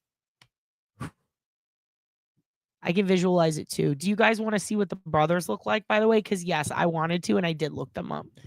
There wasn't an inclusion of what they look like in the article. And I will put a link to this if you guys want to go back and read it. It made me like bawl. Like I was like, this is so sad.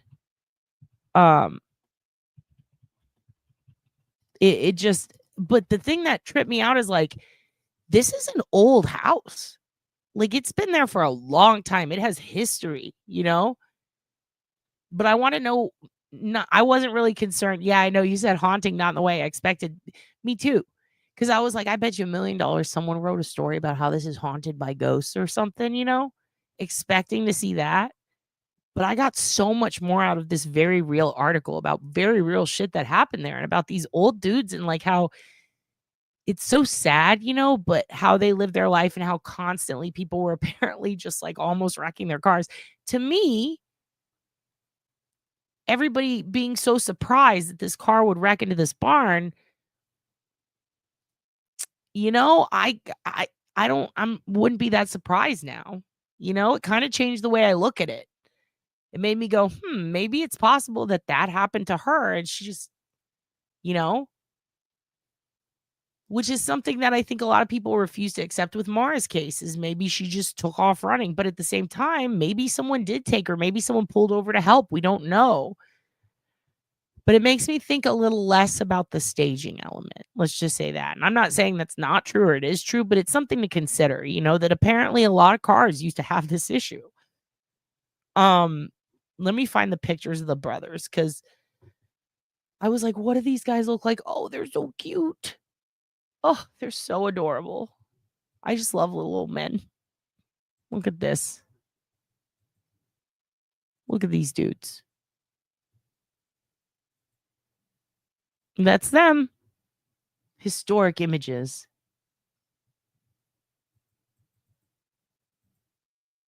That's them. The Mike and Harry, right? They're cuties. Also, look at the barn. And then look at this shit. Where did these go? What is that? But it also reminds you like, wow, these guys were born in 1915. And in this picture, I believe this was around the 80s, early 80s or late 70s.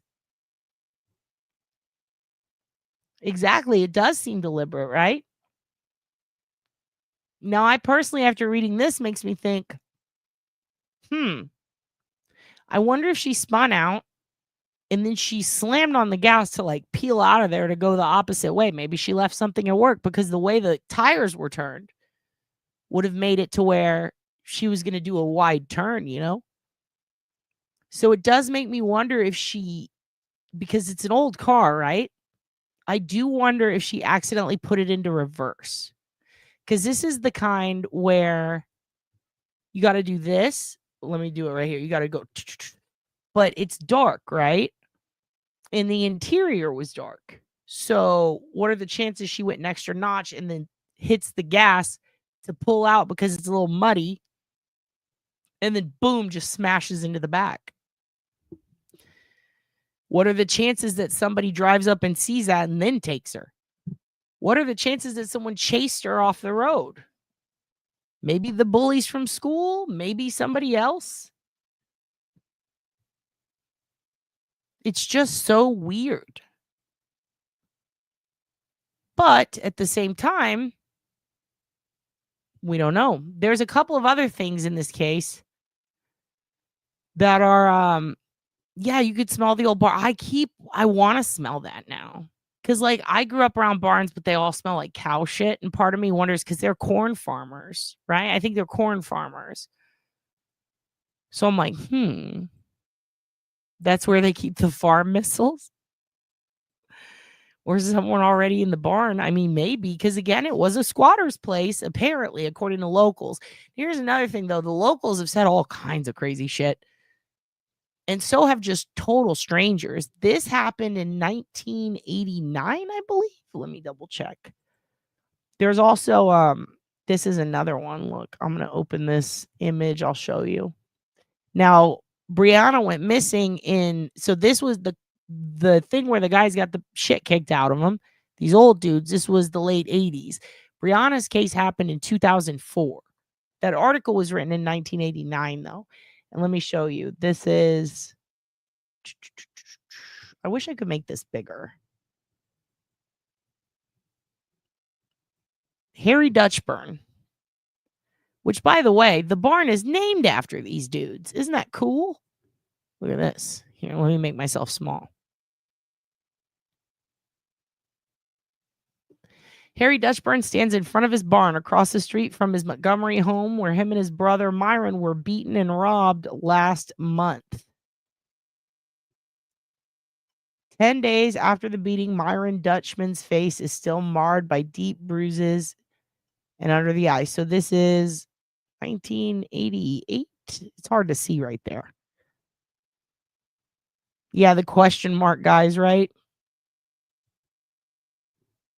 They're just, and here's the thing, like, oh, since 1915, dude, on January 31st, their peace was violated forever. God, that's so sad. I feel so bad for these dudes. And I keep thinking about how they're like these sweet little brothers and they live together in this barn. And I like his little sassy stance. I like his little pose there. But yeah, I'll put links to info about them. I'm very fascinated by these brothers. Again, I know it doesn't have anything to do with Brianna's case necessarily, but I do think what carries over and holds true is people go, what was this barn doing there? Who belonged to him? Maybe it was the people who lived there. Maybe the owners got mad. Nope, the owners were these brothers and they were dead. So it wasn't them. So I think that can cancel that out right there. End of that conspiracy, right? There's no way they're going to go beat the shit out of and kill a young lady. A, they're passed away by then. And B, they were still the owners. Another thing is a lot of people saying, like, the road's not that bad. There aren't a lot of accidents. Okay, well, it happened so much to these brothers that it became like a ritual, like a thing that happened constantly.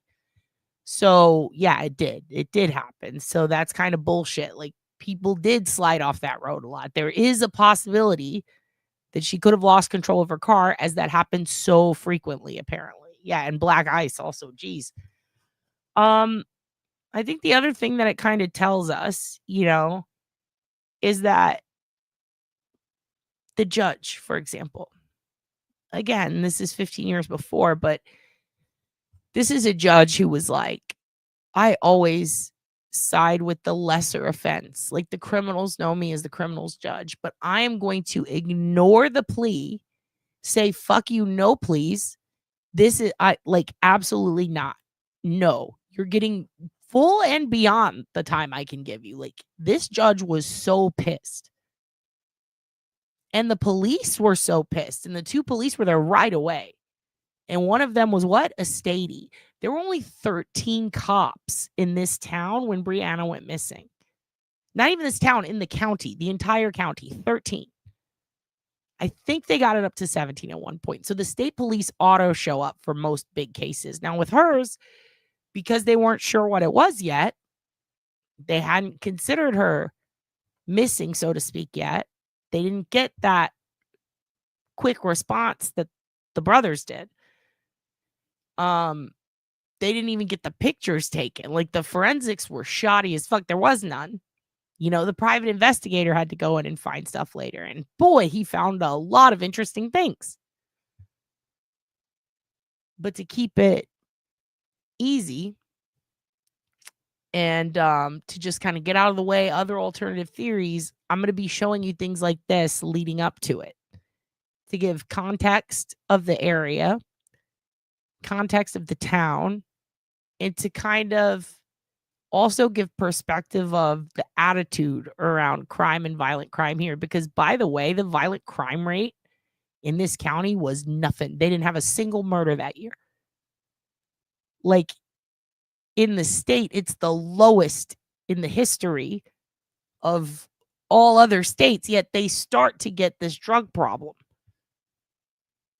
And then the crime rate starts going higher and higher and higher ever since pretty much 2004.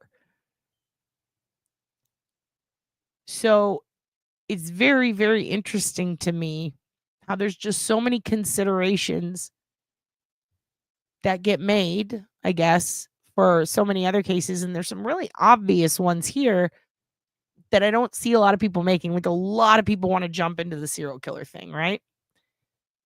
This is a girl who got attacked a month prior by a lot of people. She had just moved schools because of it. And then she was dealing with it again. And then there were drug dealers in the area, specifically 2 crack dealers, who went on to, one of them covered up for his girlfriend murdering another woman.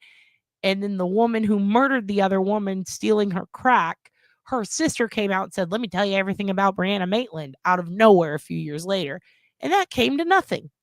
So there's like a lot of different weird offshoots that came to nothing, or that weren't investigated or were investigated.